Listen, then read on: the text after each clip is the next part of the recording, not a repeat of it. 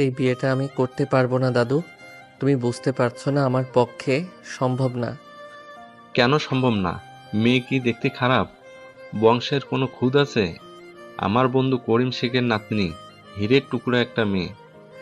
দাদু প্লিজ, হীরের টুকরা হোক বা সোনার টুকরা, আমার যায় আসে না। মেয়েটার বয়স মাত্র 16। এটা একটা বাচ্চা বয়স। আমি একজন ডাক্তার হয়ে এই শিশু বিবাহ করতে পারি না। এটা আইনত অপরাধ। আইন? আমারে তুই আইন শেখাস?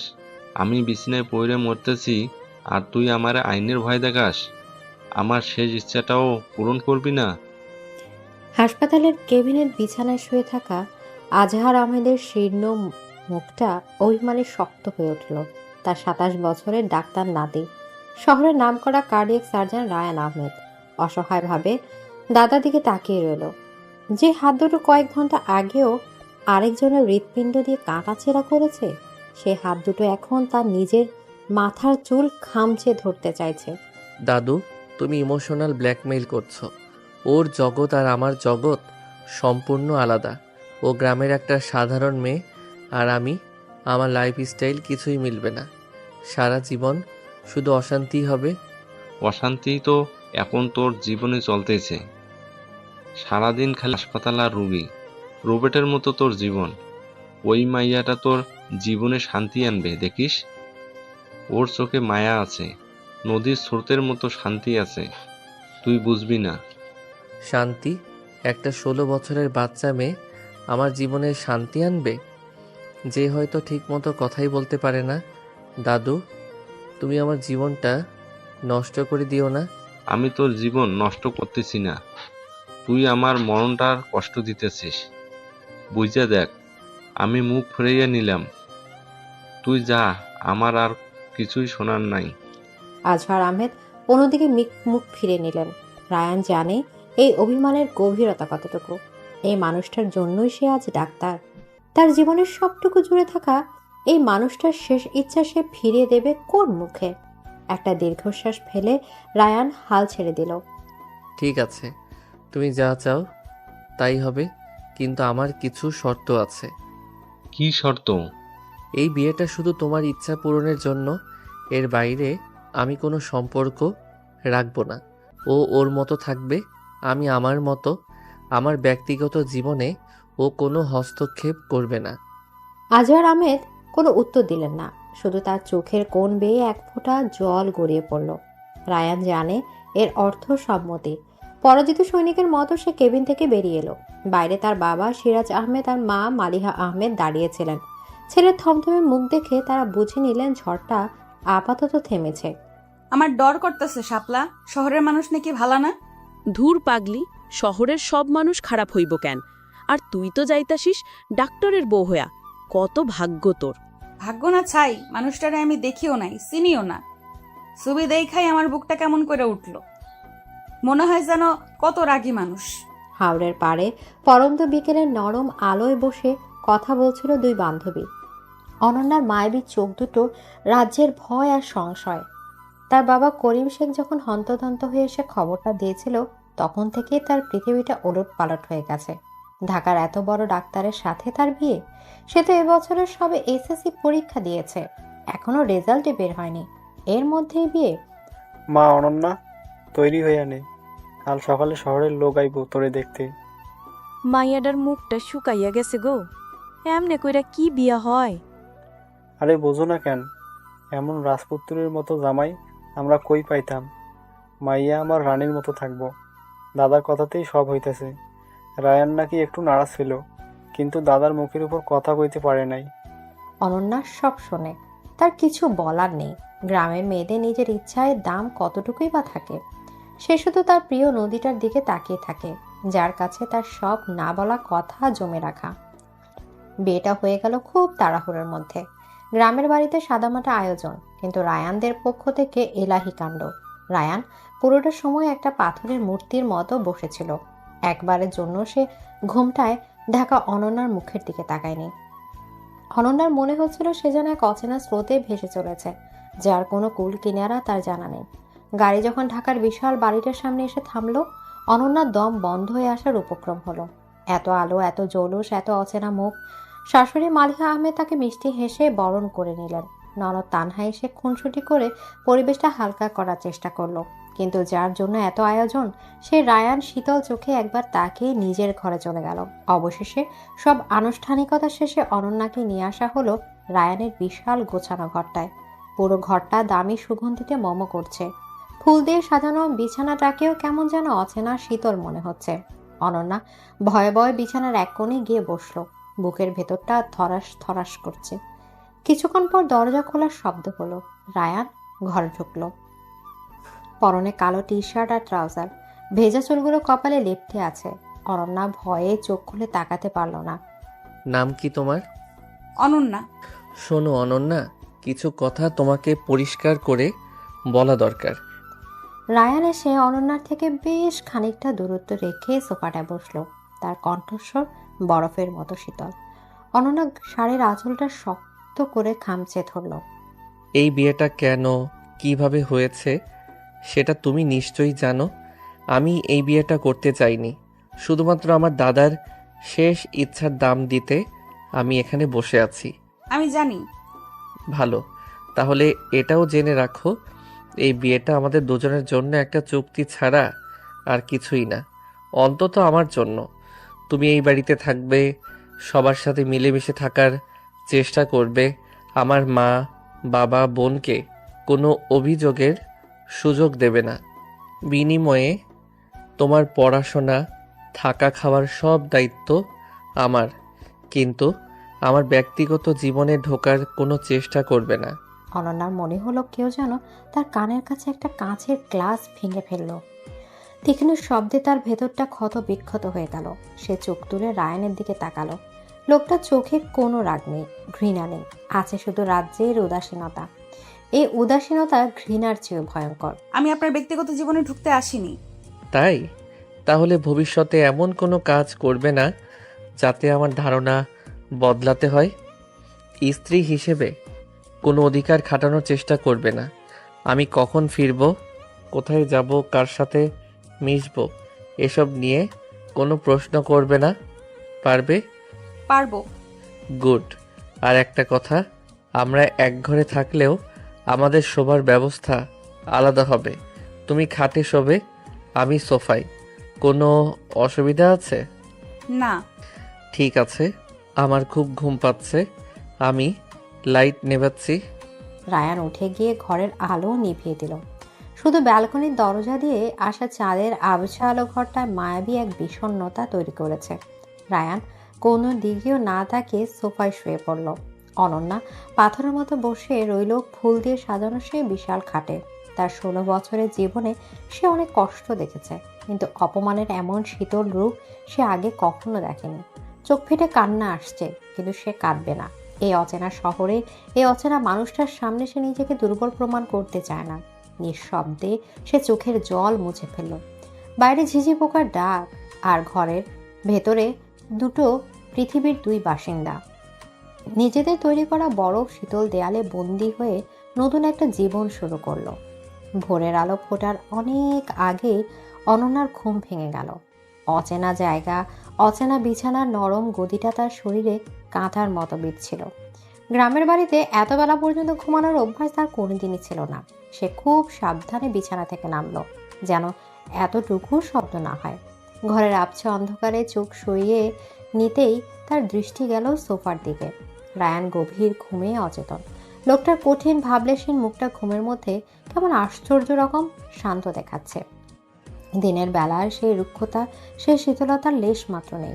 কপালে এসে পড়া কয়েকটা অবাধ্য চুল তাকে দেখতে ঠিক তার বয়সী অন্য 10টা সাধারণ যুবকের মতোই লাগছে। অনন্যা বেশিক্ষণ তাকিয়ে থাকতে পারল না। অজানা এক সংকোচে সে চোখ নামিয়ে নিল। আল্লাহ! সে ধীর পায়ে ওয়াশরুমের দিকে এগিয়ে গেল। বিশাল ঝকঝকে ওয়াশরুমের থেকে সে খানিকটা ঘাবড়ে যায়। কোন জিনিসটা কিসের জন্য তা বুঝতে তার কিছুক্ষণ সময় লাগলো। কোনো মতে অজু সেরে এসে ঘরের এক কোনায় দাঁড়িয়ে সে ফজরের নামাজ আদায় করে নিল। নামাজ শেষে জায়নামাজে বসে সে তার গ্রামের বাড়ির কথা ভাবছিল। এই সময় মা হয়তো উঠে রান্নাঘরে চলে গেছে। বাবা আর ছোট ভাইটা এখনো ঘুম, আর সে নিজে হয়তো নদীর পাড়ে গিয়ে বসতো। এখনকার আকাশটাও কি তার গ্রামের আকাশের মতো নীল? দরজা খোলার শব্দে অনন্যার ভাবনা সুতো ছিঁড়ে গেল। রায়ান ঘুম থেকে উঠে পড়েছে। চোখ ডলতে ডলতে সে সোজা ওয়াশরুমের দিকে চলে গেল। অনন্যা যে ঘরে আছে সেটা যেন তার চোখেই পড়ল না। অনন্যা জায়নামাজ গুটিয়ে খাটের এক পাশে গিয়ে জড়সড় হয়ে বসল। এখন সে কি করবে? কিছুক্ষণ পর রায়ান বেরিয়ে এলো। পরনে জগিংয়ের পোশাক, তার পেশিবহুল শরীরটা স্পষ্ট ফুটে উঠেছে। এখনো বসে আছো কেন? নিচে যাও, মা হয়তো তোমাকে খুঁজবেন। জি। আর শোনো, অযথা আমার জন্য অপেক্ষা করার বা কোনো কিছুর খেয়াল রাখার দরকার নেই, নিজের মতো থাকবে। কথাগুলো বলে রায়ান আর এক মুহূর্ত দাঁড়ালো না, ঘর থেকে বেরিয়ে গেল। অনন্যার মনে হলো লোকটা যেন তাকে প্রতি মুহূর্তে মনে করে দিতে চায় যে এই সংসারে সে কতটা অবাঞ্ছিত। একটা দীর্ঘশ্বাস ফেলে সে আলনা থেকে একটা সাধারণ সুতির শাড়ি বের করে পরে নিল। তারপর ভয়ে ভয়ে ঘর থেকে বেরিয়ে এলো। বিশাল ডাইনিং টেবিলটাতে সকালের নাস্তার এলাহি আয়োজন। সিরাজ আহমেদ খবরে কাগজ পড়ছেন আর মালিহা আহমেদ কাজের লক্ষ্যে নির্দেশ দিচ্ছেন। অনন্যাকে সিঁড়ি দিয়ে নামতে দেখে তিনি মিষ্টি করে হাসলেন। আরে, এর মধ্যে উঠে পড়েছিস? আয় মা, বস। গুড মর্নিং ভাবি। কি ব্যাপার, মুখটা এমন শুকনো কেন? ভাইয়া কিছু বলেছে নাকি? তানহা ছুটে এসে অনন্যার হাত ধরে তাকে টেনে চেয়ারে বসিয়ে দিল। মেয়েটার চঞ্চলতা অনন্যার সব ভয় দূর করে দেয়। না আপু, কিছু বলেনি। রায়ান কোথায়? এখনো নামিনি? ঠিক তখনই রায়ান ঘরে ঢুকলো, সারা শরীর ঘামে ভেজা। সে কারো দিকে না তাকিয়ে সোজা নিজের চেয়ারে বসে পড়ল। মা, তাড়াতাড়ি নাস্তা দাও, আজ একটা ক্রিটিক্যাল সার্জারি আছে। তুই আগে ফ্রেশ হয়ে আয়, এভাবে কেউ খেতে বসে? সময় নেই, তুমি দাও। মালিহা আহমেদ ছেলের কথার উপর কথা বললেন না। জরিনা খালা রায়ানের প্লেটে খাবার তুলে দিল। রায়ান দ্রুত খাওয়া শুরু করলো। একবারের জন্য সে পাশে বসে থাকা অনন্যার দিকে তাকালো না। অনন্যা মাথা নিচু করে বসে রইল। সবার সামনে এ উপেক্ষা তার বুকে ছুরির মতো বিঁধছিল। ভাবি, তুমি খাচ্ছ না কেন? নাও, এটা খাও। ভাইয়ার পছন্দের খাবার, তোমারও ভালো লাগবে। তানহা এক টুকরা পরোটা অনন্যার প্লেটে তুলে দিল। রায়ান খাওয়া শেষ করে উঠে দাঁড়ালো। আমি বেরোচ্ছি, ফিরতে রাত হবে। বৌমাকে সঙ্গে নিয়ে যা, দাদাকে একবার দেখিয়ে আনবি। বাবা, আমার সময় নেই, তানহা বিকেলে নিয়ে যাবে। রায়ান হন হন করে বেরিয়ে গেল। পুরো টেবিল জুড়ে এক অস্বস্তিকর নীরবতা নেমে এলো। অনন্যার মনে হলো সে বুঝি কান্না করে ফেলবে। তুই কিছু মনে করিস না মা, ও কাজের মধ্যে থাকলে এমনি হয়ে যায়, একদম পাগল একটা। ছাড়ো তো মা, ভাই একটা আস্ত খাটাস। তুমি ওর কথায় কান দিও না তো ভাবি। চলো, আমরা বরং গল্প করি। আচ্ছা, তোমার রেজাল্ট কবে দেবে? আর 1 মাস পর। দারুণ। তারপর তো কলেজে ভর্তি হতে হবে। ঢাকার সেরা কলেজে তোমার ভর্তির ব্যবস্থা আমি করব। আমরা দুজন মিলে খুব মজা করব। তানহার আন্তরিকতার অনন্যার মনটা একটু ভালো হলো। সে আস্তে আস্তে নাস্তা শেষ করলো। সারাদিনটা অনন্যার কাটলো একরাশ শূন্যতার মধ্যে। এত বড় বাড়ি, এত জিনিসপত্র, কিন্তু সবকিছু কেমন যেন প্রাণহীন। তার কেবলই মনে হচ্ছিল সে একটা সোনার খাঁচায় বন্দী হয়ে আছে। দুপুরে সে তার মায়ের সাথে ফোনে কথা বলল। কিরে মা, কেমন আছিস?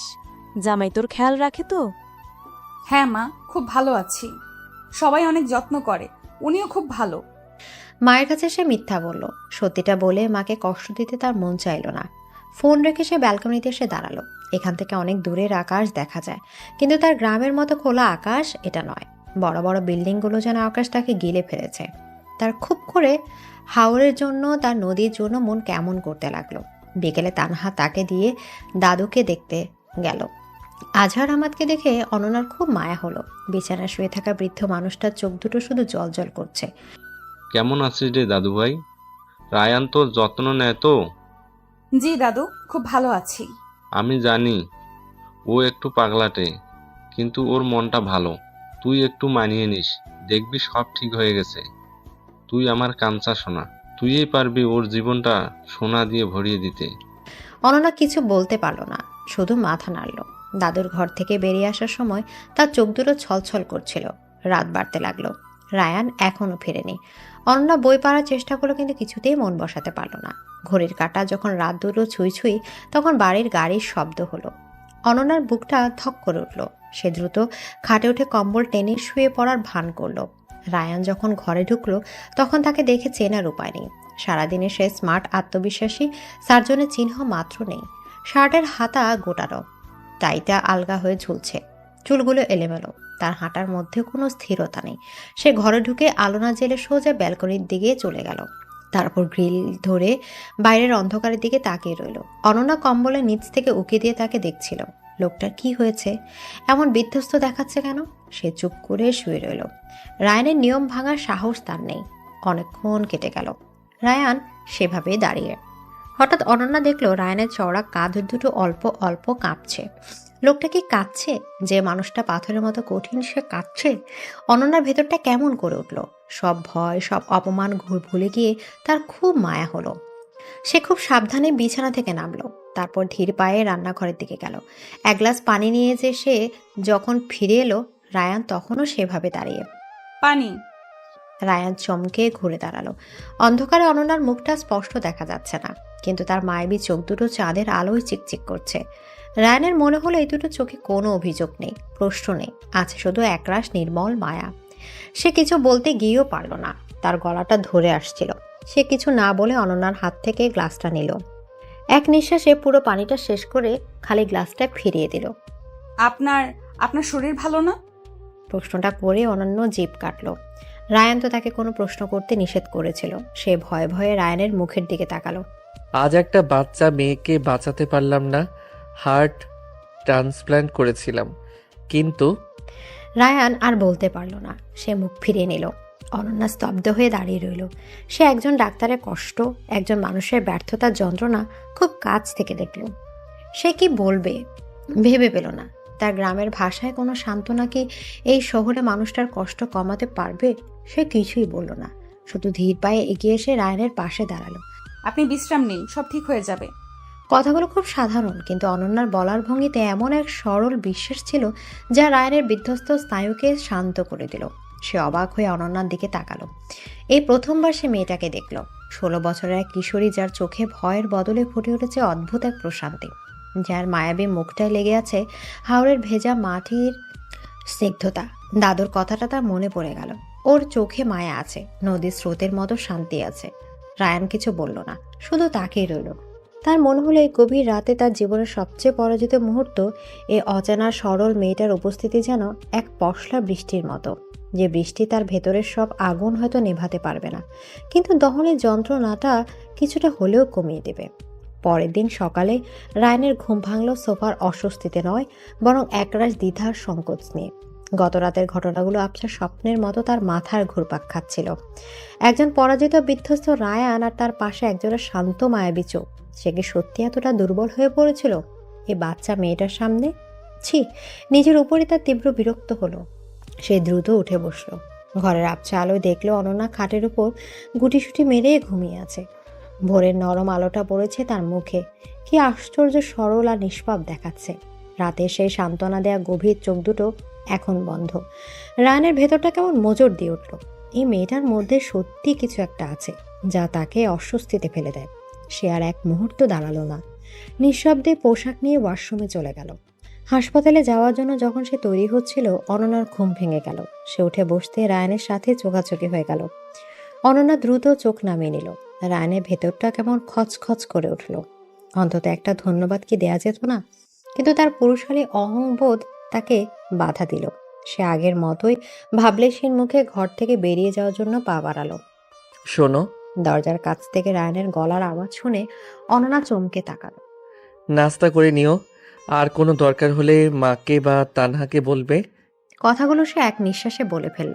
অনন্যার উত্তরে উপেক্ষা না করেই দ্রুত ঘর থেকে বেরিয়ে গেল। অনন্যা অবাক হয়ে দরজার দিকে তাকিয়ে রইল।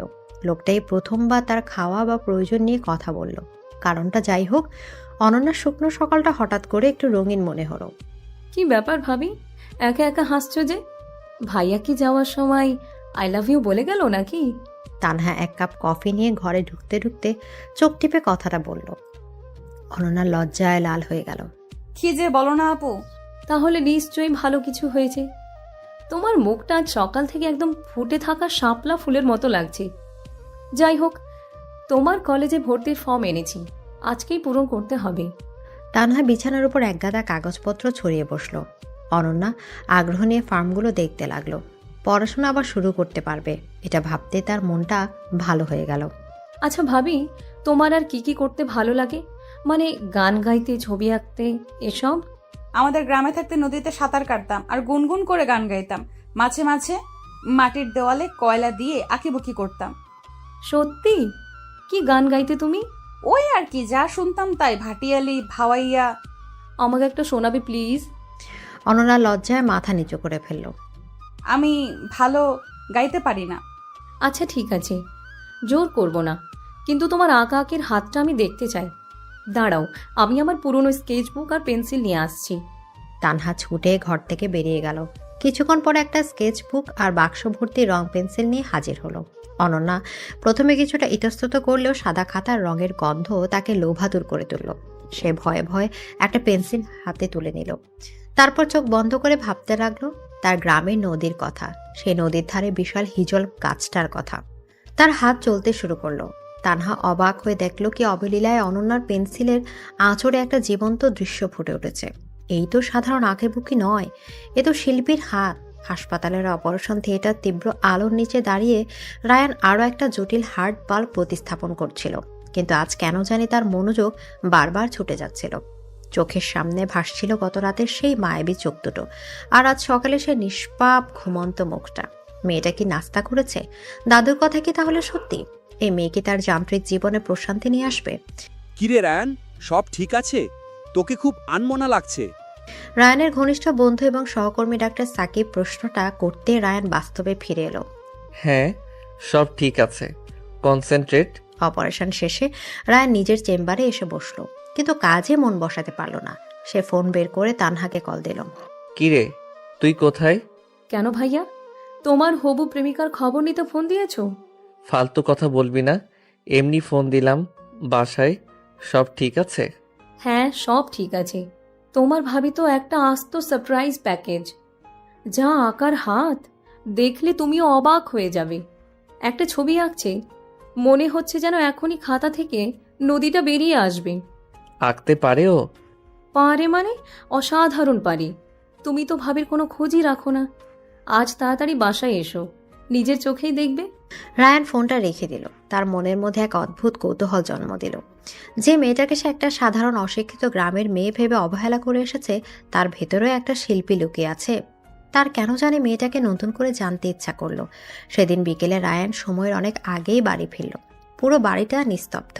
সে ভাবলো হয়তো সবাই বিশ্রাম নিচ্ছে। নিজের ঘরের দিকে যাওয়ার সময় হঠাৎ করে তার কানে একটা গুনগুন সুর ভেসে এলো। সুরটা আসছে ছাদের বাগান থেকে। খুব চেনা সুর, কিন্তু গলার আওয়াজটা অচেনা, মিষ্টি আর মায়াবী। কৌতূহলী হয়ে রায়ান নিঃশব্দে সিঁড়ি বেয়ে ছাদের দিকে উঠে গেল। ছাদের দরজার কাছে গিয়ে সে থমকে দাঁড়ালো। পরন্ত বিকেলে সোনালি আলোয় টোবে লাগানো হাসনাহেনা গাছের পাশে মাটিতে বসে আছে অনন্যা। তার কোলের উপর স্কেচবুক। সে এক মনে ছবি আঁকছে আর খুব মৃদুস্বরে গাইছে, আমারও পরানো যাহা যায়, তুমি তাই, তুমি তাই গো। রায়ান যেন পাথরের মূর্তি হয়ে গেল। অনন্যার এলোমেলো চুলগুলো বাতাসে উঠছে। তার সরল মুখে এসে পড়েছে বিকেলের নরম রোদ। তার কণ্ঠস্বরে কোনো প্রশিক্ষণ নেই, কিন্তু যে আবেগ আর মায়া আছে তা হাজারো প্রশিক্ষিত শিল্পীর কণ্ঠেও দুর্লভ। সুরটা যেন হাওয়ায় ভেসে এসে রায়ানের বুকের ভেতরে সব কঠিন দেয়ালগুলো ফাটল ধরে দিচ্ছে। এই প্রথমবার রায়ানের মনে হলো অনন্যা শুধু একটা 16 বছরের শরীর নয়, তার ভেতরে আছে এক গভীর পরিপূর্ণ আত্মা। সে আর সামলে এগোলো না। নীরবে দরজার আড়ালে দাঁড়িয়ে রইল যতক্ষণ না অনন্যার গান শেষ হলো। গান শেষে অনন্যা যখন স্কেচবুকটা বুকে জড়িয়ে ধরলো, তখন রায়ান দেখলো মেয়েটার চোখ দুটো ভেজা। সে কি বাড়ির জন্য কাঁদছে? রায়ান নিঃশব্দে নিচে নেমে এলো। তার বুকের ভেতরটা এক অজানা অনুভূতিতে তোলপাড় করছে। রাতের খাবার টেবিলে আজ রায়ান অস্বাভাবিকভাবে রকমের চুপচাপ। সে শুধু আর চোখে বারবার অনন্যাকে দেখছিল। অনন্যা আজও মাথা নিচু করে খাচ্ছে, কারো সাথে কথা বলছে না। রায়ানের খুব ইচ্ছা করছিল তাকে তার গানের ব্যাপারে, তার আকারের ব্যাপারে জিজ্ঞেস করতে, কিন্তু সবার সামনে সংকোচ ছিল। খাবার শেষে সবাই যখন উঠে গেল, অনন্যা প্লেটগুলো গোছাতে শুরু করলো। ওগুলো জরিনা খালা করবে, তুমি ঘরে যাও। অনন্যা চমকে রায়ানের দিকে তাকালো। রায়ান ধীর পায়ে তার দিকে এগিয়ে এলো। তোমার আঁকা ছবিটা তানহা দেখিয়েছে, খুব সুন্দর হয়েছে। অনন্যার মুখ লজ্জায় আর আনন্দে লাল হয়ে গেল। এই লোকটাই প্রথম তার কোনো কাজের প্রশংসা করলো। ধন্যবাদ। গানটাও সুন্দর গাও। এবার অনন্যা যেন দম বন্ধ হয়ে আসার উপক্রম। সে ভয়ে ভয়ে বলল, আপনি শুনেছেন? বিকেলে ছাদে ছিলে যখন। অনন্যা আর কিছু বলতে পারল না। লজ্জায় তার মাটির নিচে মিশে যেতে ইচ্ছা করছিল। সে দ্রুত রান্নাঘরের থেকে পালিয়ে যেতে চাইল, কিন্তু রায়ান তার পথ আগলে দাঁড়ালো। একটা কথা বলবো? জি। গত রাতের জন্য ধন্যবাদ। অনন্যা মাথা তুলে রায়ানের চোখের দিকে তাকালো। সেই শীতল উদাসীন চোখ দুটোতে আছে এক নতুন আভা। তাতে রাগ নেই, অবহেলা নেই, আছে এক গভীর নরম দৃষ্টি। রায়ান আর কিছু না বলে নিজের ঘরের দিকে চলে গেল। সেদিন রাতে অনন্যা যখন বিছানায় শুতে গেল, সে দেখলো তার বালিশের পাশে একটা সুন্দর বাক্স। সে ভয়ে ভয়ে বাক্সটা খুলল। ভেতরে বিশ্বের সেরা ব্র্যান্ডের রং পেন্সিল আর একটা দামি স্কেচবুক। বাক্সের নিচে একটা ছোট কাগজে লেখা, তোমার নদী, আকাশ আর হিজল গাছের জন্য। অনন্যা চোখ দিয়ে টপটপ করে পানি গড়িয়ে পড়ল। তবে এই জল কষ্টের নয়, এই জল একরাশ মুগ্ধতা আর না বোঝা ভালো লাগার। সে বাক্সটা বুকে জড়িয়ে ধরল। ওদিকে সোফায় শুয়ে রায়ানের ঘুম আসছিল না। তার কানে তখনও বাজছিল, আমারও পরানো যাহা চাই তুমি তাই, তুমি তাই গো। সে আনমনে হেসে ফেলল। তার পাথর কঠিন জীবনে এই কাঁচা সোনাটা বোধহয় সত্যি এক শান্তির টুকরো নিয়ে এসেছে। পরদিন সকালে নাস্তার টেবিলে পরিবেশটা ছিল অদ্ভুত রকমের শান্ত। তবে আগের দিনগুলোর মতো অস্বস্তিকর শীতল নয়। রায়ানের দেওয়া উপহারটা অনন্যা সারা রাত বুকে জড়িয়ে রেখেছিল। ভোরের আলো ফোটার সাথে সাথে সে নতুন স্কেচবুকটা খুলে বসেছিল, কিন্তু ধন্যবাদ জানানোর মতো সাহস সে সঞ্চয় করতে পারছিল না। রায়ানের সামনে গেলে তার জিভ যেন আড়ষ্ট হয়ে যায়। সে শুধু আর চোখে রায়ানের দিকে একবার তাকালো। রায়ানের দৃষ্টি তখন কফির কাপে নিবদ্ধ, কিন্তু তার ঠোঁটের কোণে এমন এক আবছা হাসির রেখা যা অনন্যার চোখ এড়ালো না। কি রে অনন্যা, আজ এত কি ভাবছিস? খাচ্ছিস না কেন? না মা, খাচ্ছি তো। মা, তুমি বুঝবে না, ভাইয়া আর ভাবির মধ্যে এখন চোখে চোখে কথা হয়। দেখছো না ভাই আজ কেমন শান্ত হয়ে বসে আছে? নিশ্চয়ই ভাবিকে নিয়ে কবিতা ভাবছে। তানহার কথায় রায়ানের কান দুটো লাল হয়ে গেল। সে বোনের দিকে কঠিন চোখে তাকালো। তোর পরীক্ষা কবে? পড়াশোনায় মন দে, নয়তো এবারও ফেল করবি। বাপ রে, একেবারে বিন্দুতে ঘা। ঠিক আছে, আমি যাচ্ছি, তোমরা প্রেম করো। তানহা দুষ্টুমি করে হাসতে হাসতে উঠে গেল। রায়ানের খাওয়া শেষ হলে সে চেয়ারে ছেড়ে উঠে দাঁড়ালো। অনন্যা দ্রুত উঠে দাঁড়ালো। তার বুকটা ধুকপুক করছে। এখনই সুযোগ, নয়তো আর বলা হবে না। শুনুন। রায়ানের পা দুটো থেমে গেল। সে ঘুরে না দাঁড়িয়ে বলল, কিছু বলবে? ওই উপহারটার জন্য অনেক ধন্যবাদ, খুব সুন্দর হয়েছে। রায়ানের চওড়া পিঠটা দেখে অনন্যা বুঝতে পারছিল লোকটা হাসছে। সে কোনো উত্তর না দিয়ে শুধু ঘাড়টা সামান্য কাত করে বেরিয়ে গেল। কিন্তু তার চলে যাওয়ার পথের দিকে তাকিয়ে অনন্যার মনে হলো সকালের সূর্যটা আজ যেন একটু বেশি উজ্জ্বল। হাসপাতালের পরিবেশটা আজকেই থমথমে। রায়ানের চেম্বারের সামনে দিয়ে যাওয়ার সময় জুনিয়র ডাক্তাররা পর্যন্ত সমীহ করে চলে যায়, কিন্তু ডাক্তার সানজানার কাছে সমীহ বা ভয় অর্থহীন। সে কফি মগ হাতে নিয়ে কোনো রকম অনুভূতি ছাড়াই রায়ানের চেম্বারে ঢুকে পড়ল। কি ব্যাপার রায়ান্স, আজকাল তোকে খুব খোশ মেজাজে দেখা যাচ্ছে। নতুন কোনো সাকসেসফুল সার্জারি নাকি? বাড়ির খবর ভালো? সানজানা বলার ভঙ্গিতে এক ধরনের ধারালো শ্লেষ ছিল। রায়ানের কপালে সূক্ষ্ম একটা ভাঁজ পড়ল। সে সানজানার এর গায়ে পড়া স্বভাবটা একদমই পছন্দ করে না। আমার বাড়ির খবর নিয়ে তোমার এত আগ্রহ কেন সানজানা? আরে আগ্রহ হবে না? শুনলাম তোর গ্রামের বউ নাকি দেখতে একেবারে বাচ্চা, ঠিক মতো কথা বলতে পারে, নাকি ইশারায় বোঝাতে হয়। আমাদের সার্কেলে মানাবে তো? আমার স্ত্রী কেমন সেটা নিয়ে তোমার না ভাবলেও চলবে। সে আমার স্ত্রী, কোনো প্রদর্শনীর বস্তু নয় যে সবার সাথে মানিয়ে চলতে হবে। আর আমার সার্কেল মানে আমার পরিবার, যেখানে সে খুব ভালোভাবেই মানিয়ে নিয়েছে।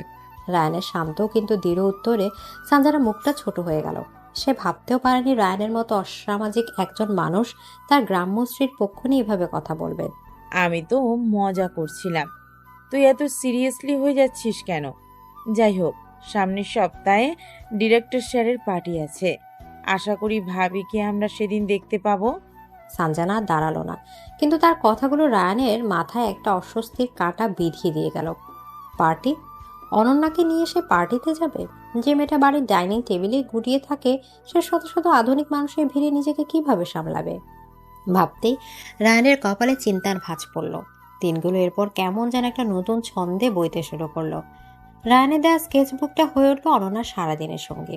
সে তার গ্রামের স্মৃতি, তার নদী, তার আকাশ, বর্ষার আগমন সব কিছু ক্যানভাসে বন্দি করতে লাগলো। আর রায়ানের জন্য এটা হয়ে উঠল অনন্যার মনের ভেতর উঁকি দেওয়ার একটা জানালা। প্রতি রাতে বাড়ি ফিরে সে এখন আর সরাসরি নিজের ঘরে যায় না। আগে খুঁজে বের করে অনন্যা কোথায়। বেশিরভাগ সময় তাকে পাওয়া যায় ব্যালকনির এক কোণে অথবা ছাদে, স্কেচবুক কোলে নিয়ে তন্ময় হয়ে বসে থাকতে। আজ কি আঁকলে? এটা তাদের একটা প্রতিদিনের অলিখিত নিয়ম হয়ে দাঁড়িয়েছে। রায়ানের এই এক প্রশ্নেই অনন্যা লাজুক মুখটা উজ্জ্বল হয়ে ওঠে। সে তার আঁকা ছবিটা রায়ানের সামনে তুলে ধরে। এটা আমাদের ঘাটের পাশের কদম ফুলের গাছ। বর্ষার প্রথম বৃষ্টিতে যখন ফুলগুলো ফোটে তখন কি যে সুন্দর লাগে। রায়ানের চোখ ছবির দিকে, কিন্তু তার মন পড়ে থাকে অনন্যার কথা বলার ভঙ্গিতে। গ্রামের কথা বলতে গিয়ে মেয়েটার চোখ দুটো কেমন চিকচিক করে ওঠে। তার মনে হয় সে কোনো শিল্পীর আঁকা ছবি দেখছে না, বরং সে শিল্পীর চোখের তারায় ফুটে ওঠা আরেকটা পৃথিবী দেখছে। তোমার গ্রামটা নিশ্চয়ই খুব সুন্দর। অনেক। আপনি গেলে আপনারও খুব ভালো লাগবে। কথাটা বলে অনন্যা জিভ কাটলো। সে রায়ানের ব্যক্তিগত জগতে আমন্ত্রণ জানিয়ে ফেলল। রায়ানের কি মনে হবে কে জানে, কিন্তু রায়ানের মুখে কোনো বিরক্তি দেখা গেল না। সে শুধু মৃদু হেসে বলল, কখনো সুযোগ হলে নিশ্চয়ই যাব। এই ছোট ছোট কথোপকথন, এই ছবি দেখানো মুহূর্তগুলো তাদের মাঝখানের বড় শীতল দেয়ালটা একটু একটু করে গলিয়ে দিচ্ছিল। রায়ানের এখন আর সোফায় শুতে অস্বস্তি হয় না, বরং ঘরের মধ্যে অনন্যার শান্ত উপস্থিতি তাকে এক ধরনের নিরাপত্তা দেয়। সেদিন ছিল শুক্রবার। রায়ানের হাসপাতাল বন্ধ। সারাদিন বাড়িতেই ছিল সে। মালিহা আহমেদ রান্নাঘরে বিশেষ কিছু রান্না করছিলেন। তানহার অনন্যা তাকে সাহায্য করছিল। রায়ানের ঘরে বসে বই পড়ার চেষ্টা করছিল, কিন্তু রান্নাঘর থেকে ভেসে আসা হাসির শব্দ, টুকটাক কথার আওয়াজ তাকে কিছুতেই মনোযোগ দিতে দিচ্ছিল না। বিশেষ করে একটা মিষ্টি হাসির শব্দ বারবার তার কানে এসে ধাক্কা দিচ্ছিল। হঠাৎ রান্নাঘর থেকে অনন্যা চাপায় একটা আর্তনাদ ভেসে আসলো। আহ! রায়ানের বুকের ভেতরটা ছ্যাদ করে উঠল। সে বই ফেলে এক লাফে রান্নাঘরের দিকে ছুটে গেল। গিয়ে দেখলো অনন্যা তার বাঁ হাতের একটা আঙুল চেপে ধরে আছে। আঙুলের ডগা থেকে টপ টপ করে রক্ত পড়ছে। ইস রে, কি করে কাটলি মা? খুব বেশি কেটেছে? সবজি কাটতে গিয়ে সে আঙুল কেটে ফেলেছে। রায়ানের মাথায় তখন আর কিছু ছিল না। সে একজন স্বামী নয়, একজন ডাক্তার হিসেবে দ্রুত এগিয়ে গেল। ছাড়ো তো মা, দেখি হাতটা দেখি। রায়ানের গলার আওয়াজে সবাই চমকে গেল। সে অনন্যার হাতটা আলতো করে নিজের হাতে তুলে নিল। তারপর মুখে ঢুকিয়ে চুষে নিল রক্ত। অনন্যার সারা শরীর ভয় আর লজ্জায় কেঁপে উঠল। এই প্রথম রায়ানের স্পর্শ। কি ঠান্ডা তার হাত, অথচ কি দৃঢ়। রায়ানের স্পর্শে তার কাটা আঙুলের ব্যথার চেয়েও বেশি করে অনুভূতি হচ্ছিল এক অদ্ভুত শিহরণ। তানহা, ফার্স্ট এইড বক্সটা নিয়ে আয়, কুইক। রায়ানের তখন অন্যদিকে কোনো খেয়াল নেই। তার চোখ শুধু অনন্যার কাটা আঙুলটার দিকে। সে অনন্যাকে ধরে বেসিনের কাছে নিয়ে গেল। পানির ধারার নিচে আঙুলটা ধরে আলতো করে রক্ত পরিষ্কার করে দিল। অনন্যা তখন ঘোরের মধ্যে। সে ব্যথার চেয়ে বেশি করে অনুভব করছিল রায়ানের নিঃশ্বাসের উষ্ণতা, যা তার ঘাড়ে এসে লাগছিল। তানহা বক্স নিয়ে এলে রায়ানের অ্যান্টিসেপটিক লাগিয়ে খুব যত্ন করে আঙুলটা ব্যান্ডেজ করে দিল।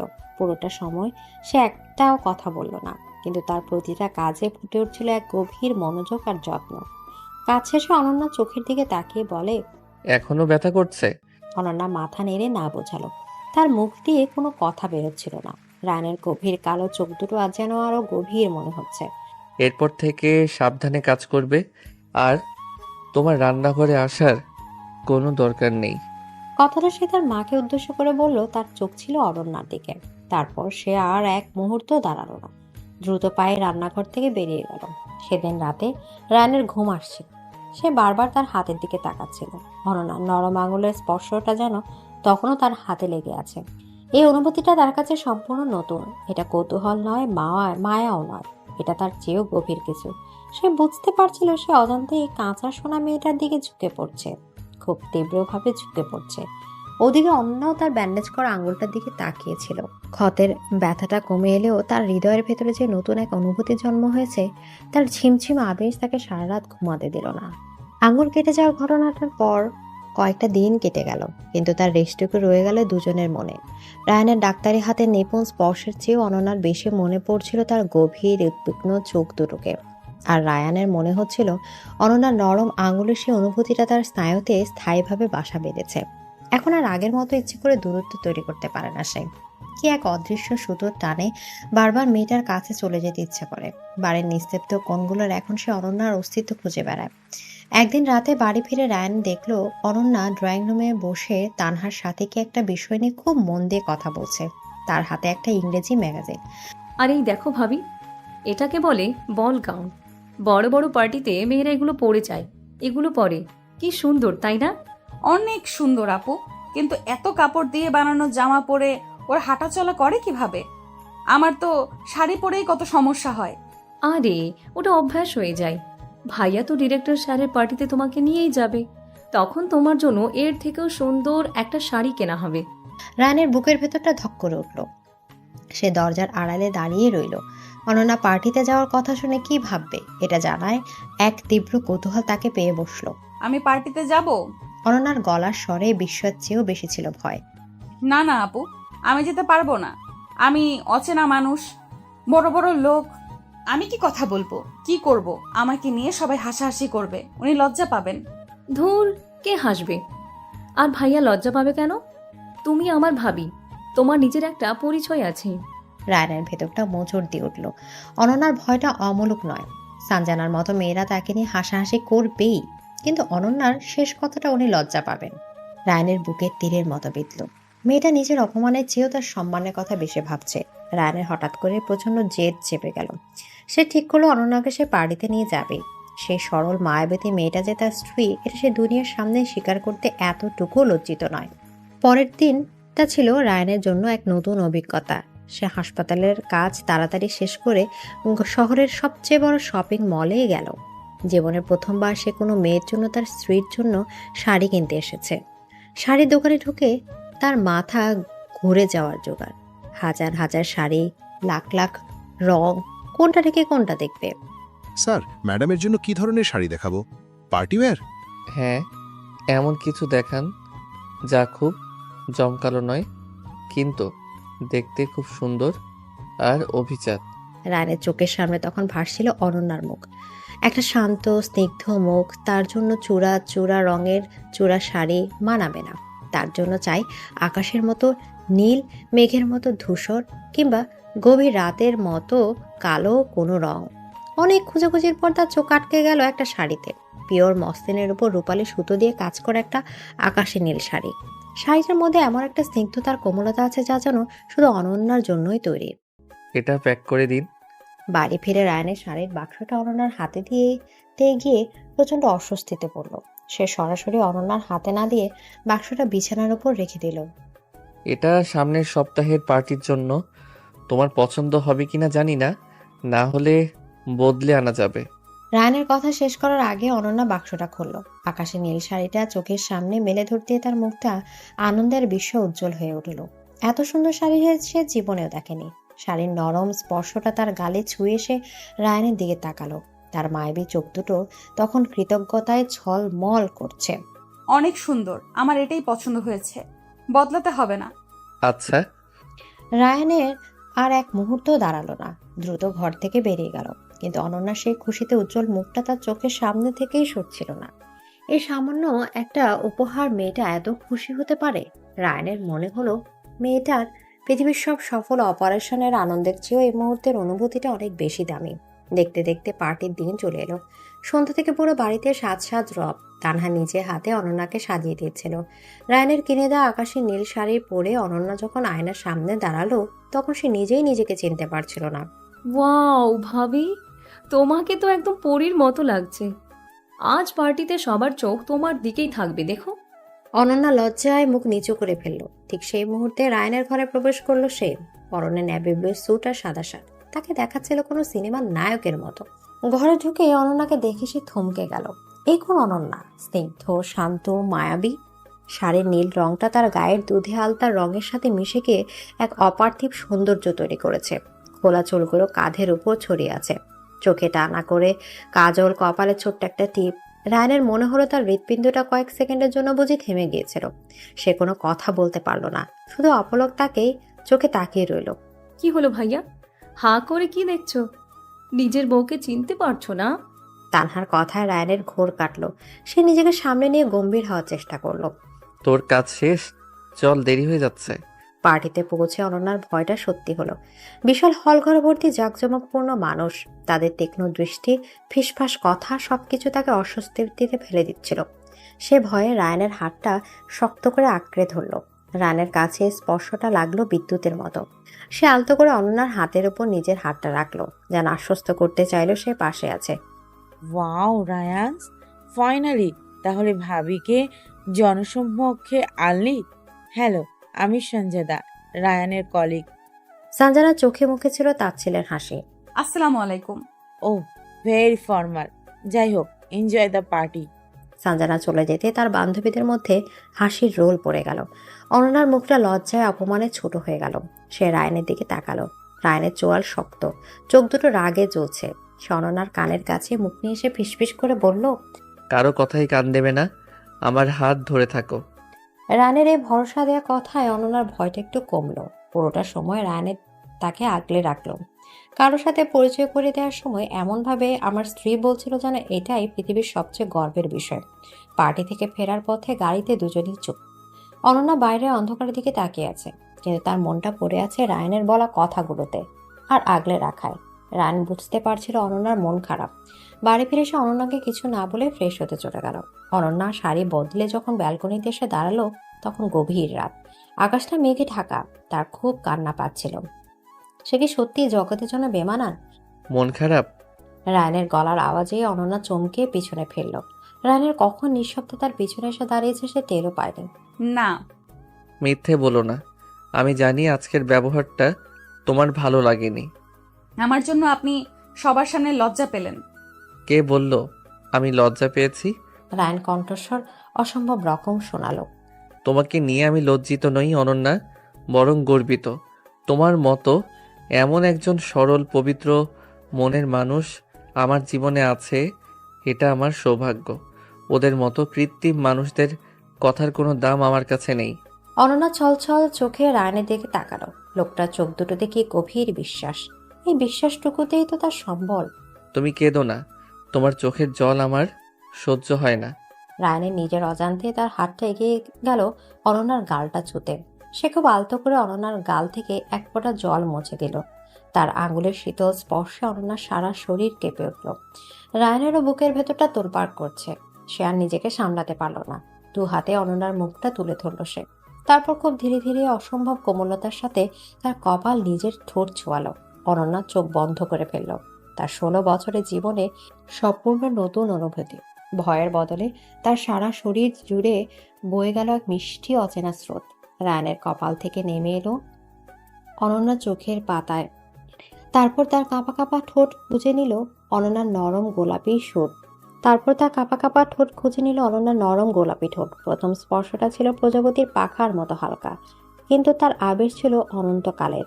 রায়নের এতদিন ধরে পুষে রাখা সব দ্বিধা, সব দেয়াল এই এক মুহূর্তে চুরমার হয়ে গেল। সে পরম মমতায় অনন্যাকে নিজের আরো কাছে টেনে নিল।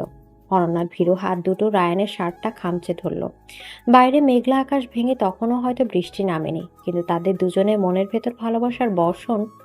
ভোরের প্রথম আলো যখন ব্যালকনির কাঁচ ভেদ করে ঘরে এসে পড়ল, অনন্যার ঘুমটা তখনই ভেঙে গেল। চোখ খোলার আগে গত রাতের ঘটনাগুলো স্বপ্নের মতো তার সমস্ত চেতনাকে আচ্ছন্ন করে ফেলল। রায়নের সেই নরম স্পর্শ, তার কপালে, চোখের পাতায় আর ঠোঁটে অসম্ভব কোমল সেই চুম্বন অনুভূতিতে অনন্যার সারা শরীর লজ্জায় আর ভালো লাগায় কেঁপে উঠল। সে খুব সাবধানে চোখ খুলল। রায়নের তখনও ঘুমে। সোফার ছোট পরিসরে লম্বা শরীরটা গুটিয়ে শুয়ে আছে। ঘুমের মধ্যে তার কপালে একটা হালকা চিন্তার ভাঁজ, যা দেখে অনন্যার ভেতরটা মায়ায় আর্দ্র হয়ে গেল। এই মানুষটা বাইরে থেকে যতই কঠিন হোক না কেন, ভেতরটা তার ঠিক কতটা নরম সেটা এখন অনন্যা একটু একটু করে বুঝতে পারছে। সে নিঃশব্দে বিছানা থেকে নেমে ওয়াশরুমে চলে গেল। আয়নার সামনে দাঁড়িয়ে নিজের প্রতিবিম্বের দিকে তাকিয়ে তার মুখটা লজ্জায় লাল হয়ে গেল। আর ঠোঁটে কি এখনো রায়নের স্পর্শ লেগে আছে? সে দ্রুত মুখে পানির ঝাপটা দিল। নামাজ শেষ করে সে যখন ঘরে ফিরে এলো, রায়নের ঘুম ভেঙে গেছে। সে সোফায় উঠে বসেছে, দু হাতে মুখ ঢেকে। অনন্যাকে দেখে সে হাত সরিয়ে নিল। দুজনের চোখাচোখি হতে অনন্যা দ্রুত চোখ নামিয়ে নিল, আর রায়নের কান দুটো লাল হয়ে গেল। ঘরের বাতাসটা হঠাৎ করে কেমন ভারী আর মিষ্টি হয়ে উঠেছে। তুমি ঠিক আছো? জি। রাতের বেলা আমি রায়ানের কি বলবে ভেবে পেল না। যে মানুষটা হাসপাতালে কনফারেন্স রুমে শত শত মানুষের সামনে অনর্গল কথা বলতে পারে, সে আজ এই 16 বছরের একটা মেয়ের সামনে দুটো কথা গুছিয়ে বলতে পারছে না। আপনি কি কিছু নিয়ে অনুতপ্ত? অনুতপ্ত না, একেবারেই না। আমি শুধু নিশ্চিত হতে চাই যে তুমি অস্বস্তিতে নেই। আমি তোমার ইচ্ছার বিরুদ্ধে কিছু করতে চাই না অনন্যা। আমার কোনো অস্বস্তি হচ্ছে না।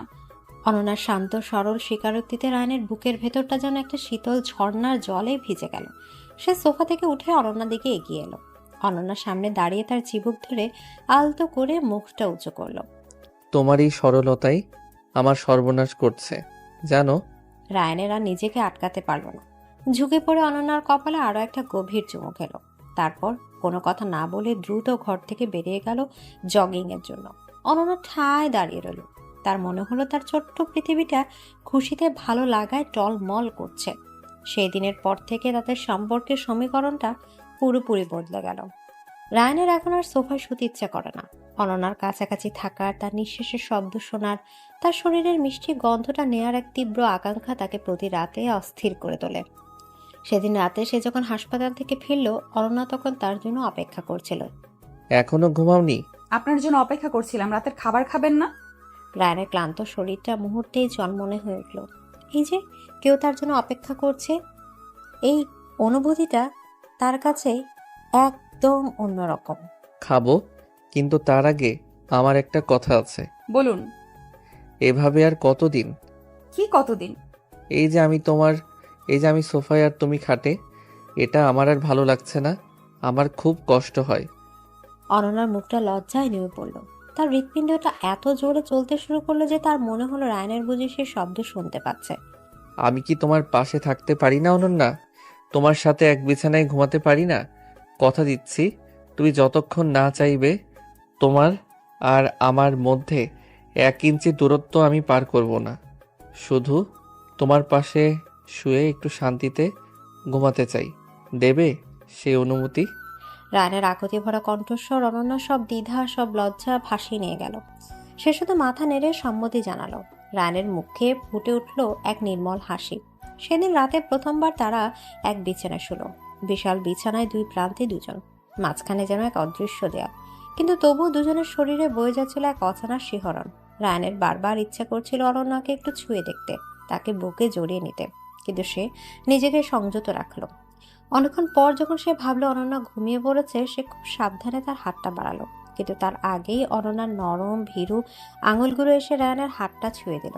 রায়নের অবাক হয়ে দেখলো অনন্যা তার দিকে তাকিয়ে আছে। আমার ভয় করছে না। রায়নের আর কিছু বলার ছিল না। সে অনন্যার হাতটা নিজের হাতের মুঠোয় নিয়ে নিল। সে রাতে তাদের আর কোনো কথা হলো না, শুধু দুটো হাত একে অপরের অস্তিত্বের উষ্ণতাটুকু নিল। এই নীরবতাই ছিল তাদের হাজারো না বলা ভালোবাসার কথা। কয়েকদিন পরের কথা। আজ অনন্যার এসএসসি পরীক্ষার রেজাল্ট দেবে। সকাল থেকেই তার প্রচন্ড টেনশন হচ্ছে। সে বারবার জায়নামাজে বসে দোয়া করছিল। রায়নের আজ হাসপাতালে খুব জরুরি কাজ, তবু সে বারবার ফোন করে খবর নিচ্ছিল। কি হলো, রেজাল্ট দিয়েছে? না, এখনো দেয়নি। আমার খুব ভয় করছে, যদি খারাপ হয়। কিচ্ছু খারাপ হবে না, আর যদি হয়ও তাতে কি আসে যায়। তুমি আমার কাছে যা, তার কোনো কিছুই একটা পরীক্ষার রেজাল্ট দিয়ে মাপা যাবে না। টেনশন করো না। দুপুর 12টায় রেজাল্ট বের হলো।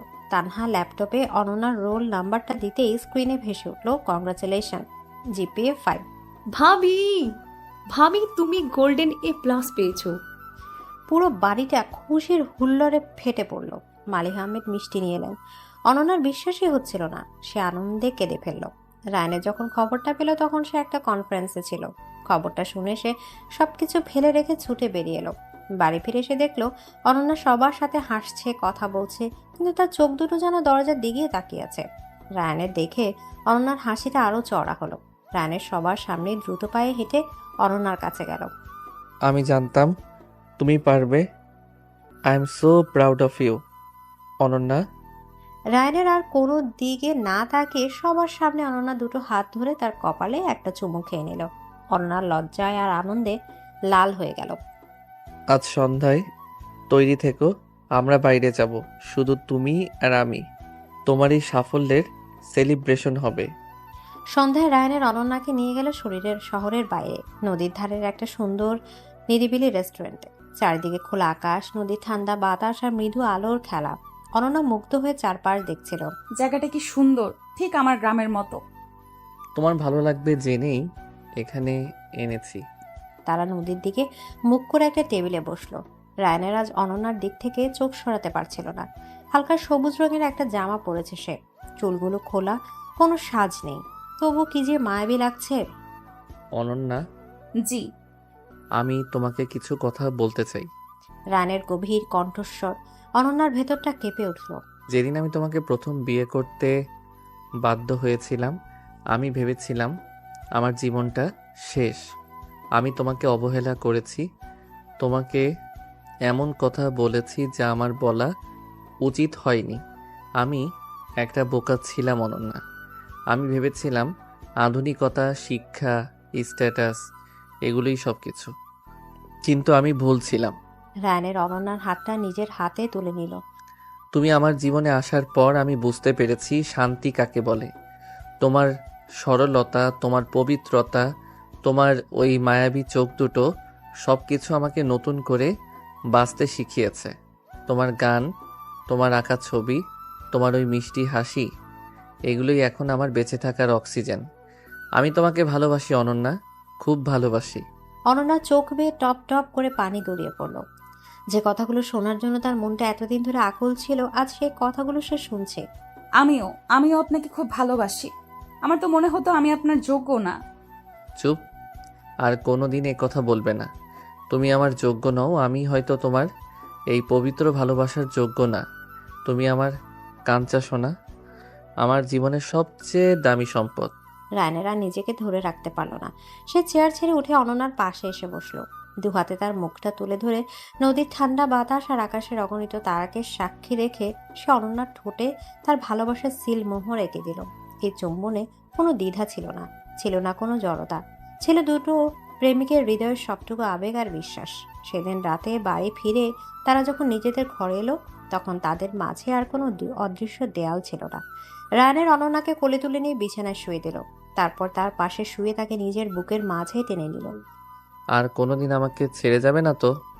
আপনি না ছাড়লে মৃত্যুও আমাকে আপনার কাছ থেকে নিতে পারবে না। রানের পরম ভালোবাসা অনন্যাকে আরো শক্ত করে জড়িয়ে ধরল। সোফাটা আজ রাতের জন্য বড় একা হয়ে গেল, কারণ দুটো পৃথিবী আজ মিলেমিশে এক হয়ে গেছে।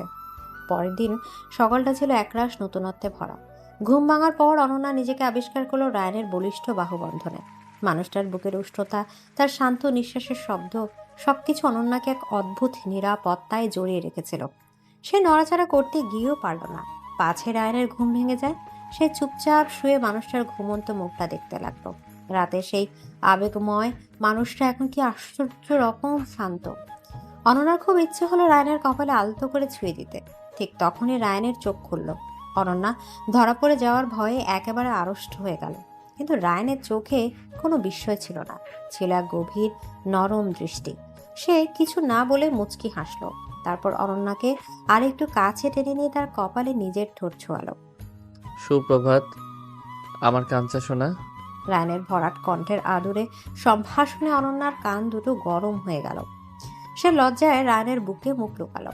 রায়নের হাসির শব্দে পুরো ঘরটা যেন জীবন্ত হয়ে উঠল। এই প্রথমবার তাদের সকালটা শুরু হলো কোনো জড়তা বা দূরত্ব দিয়ে নয়, বরং নিখাত ভালোবাসা দিয়ে। নাস্তার টেবিলে এই নতুন পরিবর্তনের হাওয়া সবার চোখেই পড়ল। রায়নের আর আগের মতো গম্ভীর হয়ে বসে থাকলো না। সে বারবার অনন্যার প্লেটে খাবার তুলে দিচ্ছিল। ভাইয়ার মাথায় কি কিছু পড়েছে? ভাবি কেমন প্যাম্পার করছে, যেন আজকেই নতুন বিয়ে হয়েছে। চুপ কর মেয়ে, নজর দিবি না। আমার ছেলেটা যে একটু স্বাভাবিক হয়েছে, এটাই আল্লাহর কাছে হাজার শুক্রিয়া। রানের কোনো ভ্রুক্ষেপ নেই। সে অনন্যার কানের কাছে মুখ নিয়ে ফিসফিস করে বলল, আজ তোমার কলেজে ভর্তির শেষ দিন, আমি নিজে তোমাকে নিয়ে যাব। কিন্তু আপনার হাসপাতাল? আমার বউয়ের ভবিষ্যতের চেয়ে হাসপাতাল বড় নয়। আমি ছুরি নিয়েছি।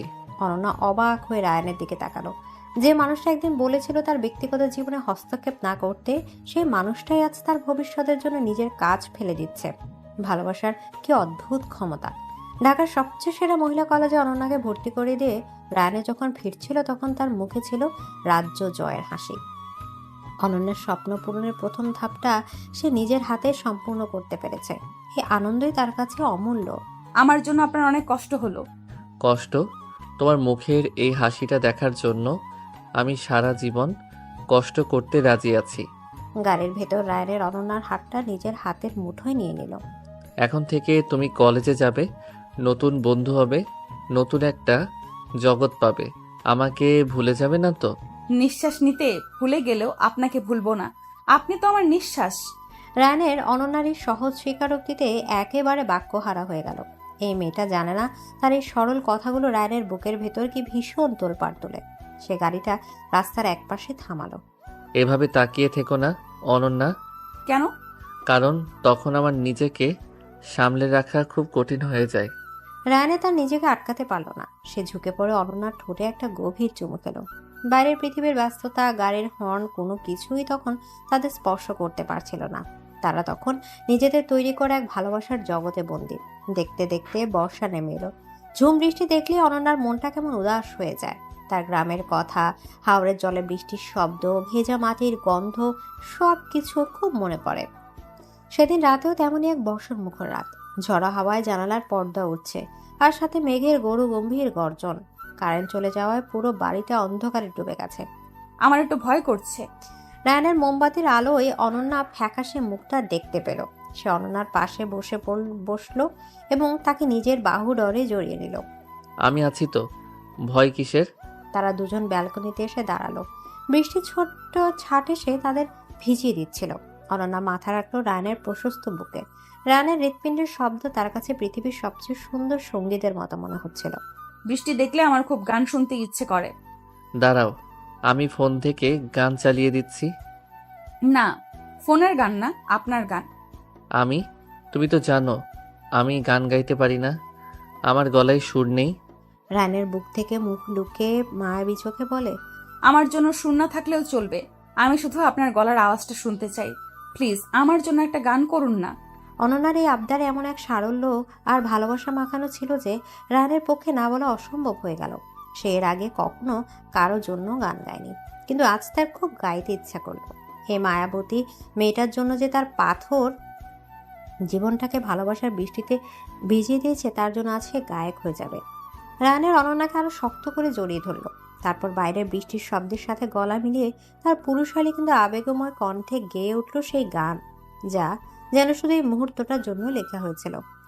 দেখেছি রূপসাগরে মনের মানুষ কাঞ্চা সোনা, তারে ধরি ধরি মনে করি ধরতে গেলে আর পাবো না। রানের কণ্ঠে কোনো পেশাদারী গায়কের কারুকার্য ছিল না, কিন্তু ছিল সবটুকু আবেগ আর ভালোবাসা। গানের প্রতিটি শব্দ যেন সে তার নিজের মনের কথা হিসেবে অনন্যাকে বলছিল। অনন্যার চোখ দিয়ে অঝরে জল পড়তে লাগলো। এই তো তার মনের মানুষ, তার কাঞ্চার সোনা, যে তাকে রূপসাগরে খুঁজে পেয়েছে। সে যে আমার আমার করি আমার হয়ে আর হইল না, আমি হৃদয়ে পেতে বসে আছি তার তো দেখা মিলল না। দেখেছি রূপসাগরে মনের মানুষ কাঞ্চা সোনা। গানটা শেষ করে রায়ান দেখলো অনন্যা ফুপিয়ে ফুপিয়ে কাঁদছে। সে ব্যস্ত হয়ে অনন্যার মুখটা তুলে ধরলো। কি হয়েছে, কাঁদছো কেন? আমার গান ভালো লাগেনি? আপনি আমার কাঁচা সোনা। আমি আপনাকে পেয়ে গেছি। আমি আর আপনাকে হারাতে চাই না, কখনো না। অনন্যার কথায় রায়ানের ভেতরটা ভালোবাসায় তীব্র স্রোতে ভেসে গেল। সে আর কোনো কথা বলল না। অনন্যার ভেজা মুখে তার চোখের জলে মিশে থাকা ঠোঁটে নিজের ঠোঁট ডুবিয়ে দিল। সেই চুম্বনে ছিল অধিকার, ছিল সবটুকু মমতা আর অনন্তকালের জন্য পাশে থাকার প্রতিশ্রুতি। মোমবাতির আলোটা হাওয়ায় নিভে গেল, কিন্তু তাদের দুজনের জীবনে তখন ভালোবাসা যে আলো জ্বলছিল, তার কাছে বাইরের অন্ধকার ছিল একেবারেই তুচ্ছ। রায়ানের অনন্যাকে কোলে তুলে নিয়ে তাদের ঘরে ফিরে এলো। বাইরের ঝড় তখন হয়তো থেমে গেছে, কিন্তু তাদের দুজনের হৃদয়ে তখন ভালোবাসার যে ঝড় উঠেছিল, তার উন্মাদনা ছিল আরো তীব্র, আরো গভীর। অনন্যার কানের কাছে ফিসফিস করে বলল, তুমি শুধু আমার কাঞ্চা সোনা নও অনন্যা, তুমি আমার রূপসাগর, যে সাগরে আমি সারা জীবন ডুবে থাকতে চাই। অনন্যা কোনো উত্তর দিল না, শুধু রায়নের গলাটা আরো শক্ত করে জড়িয়ে ধরল। তার নীরবতায় বলে দিচ্ছিল এই সাগরে সেও তার নাবিককে নিয়ে আজীবন ভেসে থাকতে প্রস্তুত। ভালোবাসার প্রথম বর্ষায় ভিজতে ভিজতে দিনগুলো কিভাবে যে স্বপ্নের মতো কেটে যাচ্ছিল অনন্যা তার টেরই পায়নি। রায়নের জগৎটা এখন তাকে কেন্দ্র করেই ঘুরত। হাসপাতালের শত ব্যস্ততার মাঝে তার মন পড়ে থাকতো অনন্যার কাছে। মেয়েটা কলেজে গেল কিনা, ক্লাস ঠিক মতো করলো কিনা, কোনো অসুবিধা হলো কিনা, এইসব ছোট ছোট চিন্তা রায়ের কঠিন সার্জন সত্তার ভেতরে এক নতুন যত্নশীল সত্তার জন্ম দিয়েছিল। আর অনন্যা, সে তো রায়নের ভালোবাসার আলোয় নিজেকে নতুন করে খুঁজে পেয়েছিল। তার কলেজের জগৎ, নতুন বইয়ের গন্ধ, বান্ধবীদের সাথে হাসি ঠাট্টা সবকিছুই তার ভালো লাগতো। কিন্তু দিনের শেষে রায়নের বুকে মাথা রাখার শান্তির কাছে বাকি সব কিছুই ছিল ম্লান। প্রতিদিন সকালে রায়নে নিজেই অনন্যাকে কলেজে পৌঁছে দিত। গাড়িতে যাওয়ার সময়টুকু হয়ে উঠেছিল তাদের একান্ত নিজস্ব সময়। মন দিয়ে ক্লাস করবে, আর কোনো ছেলে বন্ধু যদি বেশি গায়ে পড়া ভাব দেখায় সাথে সাথে আমাকে জানাবে। আচ্ছা, আর যদি কোনো মেয়ে বন্ধু বেশি গায়ে পড়া ভাব দেখায় তাহলে কি আমি আপনাকে জানাবো? অবশ্যই, তোমার আশেপাশে কারো ছায়াও আমি সহ্য করব না। তুমি শুধু আমার, বুঝেছো পিচ্চি বউ? বুঝেছি, আমার হিংসুটে ডাক্তার। রায়নের অনন্যার নাকে আলতো করে টোকা দিয়ে দিত। কলেজের গেটের সামনে গাড়ি থামিয়ে সে ততক্ষণ অপেক্ষা করত যতক্ষণ না অনন্যা বন্ধুদের সাথে ভেতরে মিলে যায়। রায়নের এই ছেলে মানুষের অধিকার দেখানোর অনন্যার খুব ভালো লাগতো। সে জানতো এই অধিকার বোধের পেছনে লুকিয়ে আছে গভীর ভালোবাসা আর হারানোর ভয়। কলেজে অনন্যার খুব তাড়াতাড়ি সবার সাথে বন্ধুত্ব হয়ে গেল। তার সরল মিষ্টি স্বভাবের জন্য সবাই তাকে পছন্দ করত। ক্লাসের সবচেয়ে মেধাবী ছাত্র আহাদ, যে কিনা প্রথম দিকে বেশ গম্ভীর থাকতো, সে অনন্যার নোট গাছ গোছানোর ধারণ আর পড়ার প্রতি একাগ্রতা দেখে তার সাথে কথা বলতে শুরু করলো। ধীরে ধীরে তাদের মধ্যে একটা সুন্দর নির্মল বন্ধুত্ব গড়ে উঠল। অনন্যা, কালকের লেকচারটা আমার ঠিকমতো তোলা হয়নি, তোমার খাতাটা কি একটু দেবে? হ্যাঁ, নিশ্চয়ই, নিন। ধন্যবাদ। আচ্ছা চলো না, ক্লাসের পর ক্যাফে থেকে এক কাপ কফি খাই। আজকের টপিকটা নিয়ে একটু আলোচনাও করা যাবে। না ভাইয়া, আমাকে তাড়াতাড়ি বাড়ি ফিরতে হবে, উনি অপেক্ষা করেন। ও আচ্ছা, কোনো সমস্যা নেই। আহাদের সাথে তার এই সহজ সাধারণ বন্ধুত্বটুকুর কথা সে রায়নের কাছে বলতো। রায়নেরও এতে কোনো আপত্তি ছিল না। তার স্ত্রীর ওপর তার বিশ্বাস ছিল অটুট।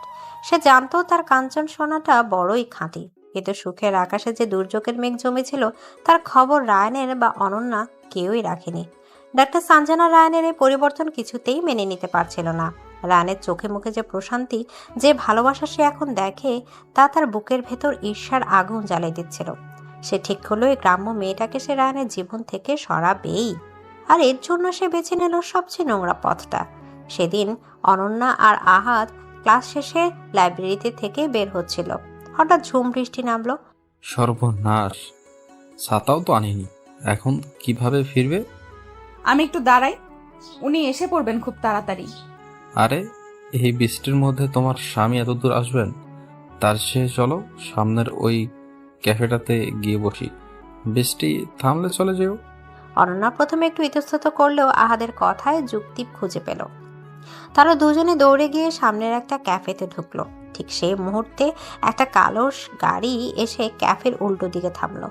গাড়ির ভেতর থেকে সানজানার হিংস্র চোখ দুটো শিকার খুঁজে ফিরছিল। অনন্যাকে একটি ছেলের সাথে ক্যাফেতে ঢুকতে দেখে তার ঠোঁটের কোণে ফুটে উঠলো এক ক্রূর হাসি। সে ফোনটা বের করে ক্যামেরা অন করলো। ক্যাফের ভেতরে আহাদ আর অনন্যা একটা টেবিলে বসেছিল। আপনার সাথে আমার একদম পরিচয়ই হলো না। আপনি তো ক্লাসে খুব চুপচাপ থাকেন। আমি একটু কম কথা বলি, তবে তোমার সাথে বন্ধুত্ব হওয়ার পর থেকে দেখছি কথা বলতে ভালোই লাগে। তোমার গ্রামের গল্প শুনতে আমার খুব ভালো লাগে, মনে হয় যেন চোখের সামনে সব দেখতে পাচ্ছি। তারা দুজন তাদের পড়াশোনা, গ্রাম, শহর এইসব নিয়ে সাধারণ গল্প করছিল। এক পর্যায়ে আহাদ তার ব্যাগ থেকে একটা কবিতার বই বের করলো। এটা তোমার জন্য, তুমি সেদিন বলেছিলে না তোমার কবিতা পড়তে ভালো লাগে? আমার জন্য? কিন্তু কেন? এমনি, বন্ধুকে উপহার দিতেই পারে, তাই না? অনন্যা খুশি হয়ে বইটা হাতে নিতেই আহাদের সাথে তার হাতটা একটু ছুঁয়ে গেল। ঠিক সেই মুহূর্তে বাইরে থেকে সানজানার ফোনের ক্যামেরা কয়েকবার ক্লিক করে উঠল। ছবিগুলো এমন অ্যাঙ্গেল থেকে তোলা হলো যাতে মনে হচ্ছে তারা দুজনে খুব অন্তরঙ্গভাবে বসে আছে, হাতে হাত রেখে হাসছে। সানজানার মিশন সফল। হাসপাতালে ফিরে রায়ানের চেম্বারে গিয়ে সানজানার অভিনয় শুরু করলো। কিরে রায়ানের, আজকেও দেখি তোর মুখটা চাঁদের মতো উজ্জ্বল। ভাবি নিশ্চয়ই খুব ভালোবাসায় রেখেছে। সানজানা, তোমার যদি কাজ না থাকে তাহলে নিজের চেম্বারে যেতে পারো, আমার অনেক কাজ আছে। আরে রাগ করছিস কেন? আমি তো তোর ভালোই চাই। ভাবিকে কলেজে ভর্তি করি, খুব ভালো করেছিস। মেয়েটা একেবারে শহুরে হয়ে যাচ্ছে। এর মধ্যে কত স্মার্ট ছেলেপেলেদের সাথে বন্ধুত্ব হয়ে গেছে। সেদিন দেখলাম কি সুন্দর একটা ছেলের সাথে ক্যাফেতে বসে হাসাহাসি করছে, দেখে কি যে ভালো লাগলো। যাক, মেয়েটা শেষ পর্যন্ত তোর স্ট্যাটাসের সাথে মানিয়ে নিতে শিখেছে। রানের কলমটা থেমে গেল। তার বুকের ভেতরটা কেমন যেন ঠান্ডা হয়ে গেল। অনন্য ক্যাফেতে একটা ছেলের সাথে? তুমি কি বলছো আমি ঠিক বুঝতে পারছি না। আরে আমি তো ভাবলাম তুই জানিস, ভাবি তোকে বলেনি। ইস, আমারই হয়তো বলা উচিত হয়নি। বাদ দে, হয়তো তোকে সারপ্রাইজ দেবে বলে বলেনি। সানজানা চলে গেল, কিন্তু রায়ানের মনের ভেতর সন্দেহের একটা বিষাক্ত বীজ পুঁতে দিয়ে গেল। যে রায়ানের তার স্ত্রীর উপর অগাধ বিশ্বাস ছিল, সেই বিশ্বাসে প্রথমবার ফাটল ধরল। অনন্যা তাকে বলেনি কেন? সে কি কিছু লুকাচ্ছে? রাতে রায়ানের যখন বাড়ি ফিরল তখন তার মুখটা ছিল মেঘাচ্ছন্ন। অনন্যা ছুটে এলো তার কাছে। আপনার ফিরতে এত দেরি হলো? আমি কতক্ষণ ধরে অপেক্ষা করছি। রায়ানের অনন্যার মুখের দিকে তাকালো। এই তো সেই সরল নিষ্পাপ মুখ। এই মুখটা কি মিথ্যে বলতে পারে? তার মনটা নরম হয়ে গেল। সে হয়তো ভুল ভাবছে। আজ কলেজে কি কি ঘটলো? আর বলবেন না, আজ ঝুম বৃষ্টি। আমি তো প্রায় ভিজেই গেছিলাম। আহাদ ভাইয়ের সাথে দৌড়ে একটা ক্যাফেতে গিয়ে বসলাম। উনি আমাকে একটা কবিতার বইও উপহার দিয়েছেন। খুব ভালো মানুষ জানেন। অনন্যার সরল স্বীকারোক্তি শুনে রায়ানের বুকের ভেতর থেকে একটা বিশাল পাথর যেন নেমে গেল। যাক, মেয়েটা তো কিছুই লুকায়নি। সে হয়তো সানজানাই অতিরঞ্জিত করে বলেছে। রায়ানের মনটা শান্ত হয়ে গেল। সে হাসি মুখে অনন্যার সাথে রাতের খাবার খেতে বসলো। ঠিক তখনই তার মোবাইলে একটা মেসেজ টোন বেজে উঠল। সে ফোনটা হাতে নিতেই দেখলো সানজানার মেসেজ, সাথে কয়েকটা ছবি। ছবিগুলো অনন্যা আর আহাদ ক্যাফেতে বসে আছে। একটা ছবিতে আহাদ অনন্যার দিকে তাকিয়ে হাসছে, আর অনন্যা লাজুক মুখে বইটা নিচ্ছে। তাদের দুজনের হাত একসাথে। আর একটা ছবিতে মনে হচ্ছে আহাদ অনন্যার খুব কাছে ঝুঁকে কথা বলছে। ছবিগুলোর নিচে লেখা, সরি দোস্ত, তোকে বিরক্ত করতে চাইনি, কিন্তু ওরা এত মিষ্টি করে গল্প করছিল যে ছবি তোলার লোভ সামলাতে পারলাম না। ভাবি কিন্তু তোর চেয়ে এই ছেলেটার সাথেই বেশি খুশি মনে হচ্ছে। রাহানের হাতটা কেঁপে উঠল আর মাথাটা ভো ভো করে দিতে লাগলো।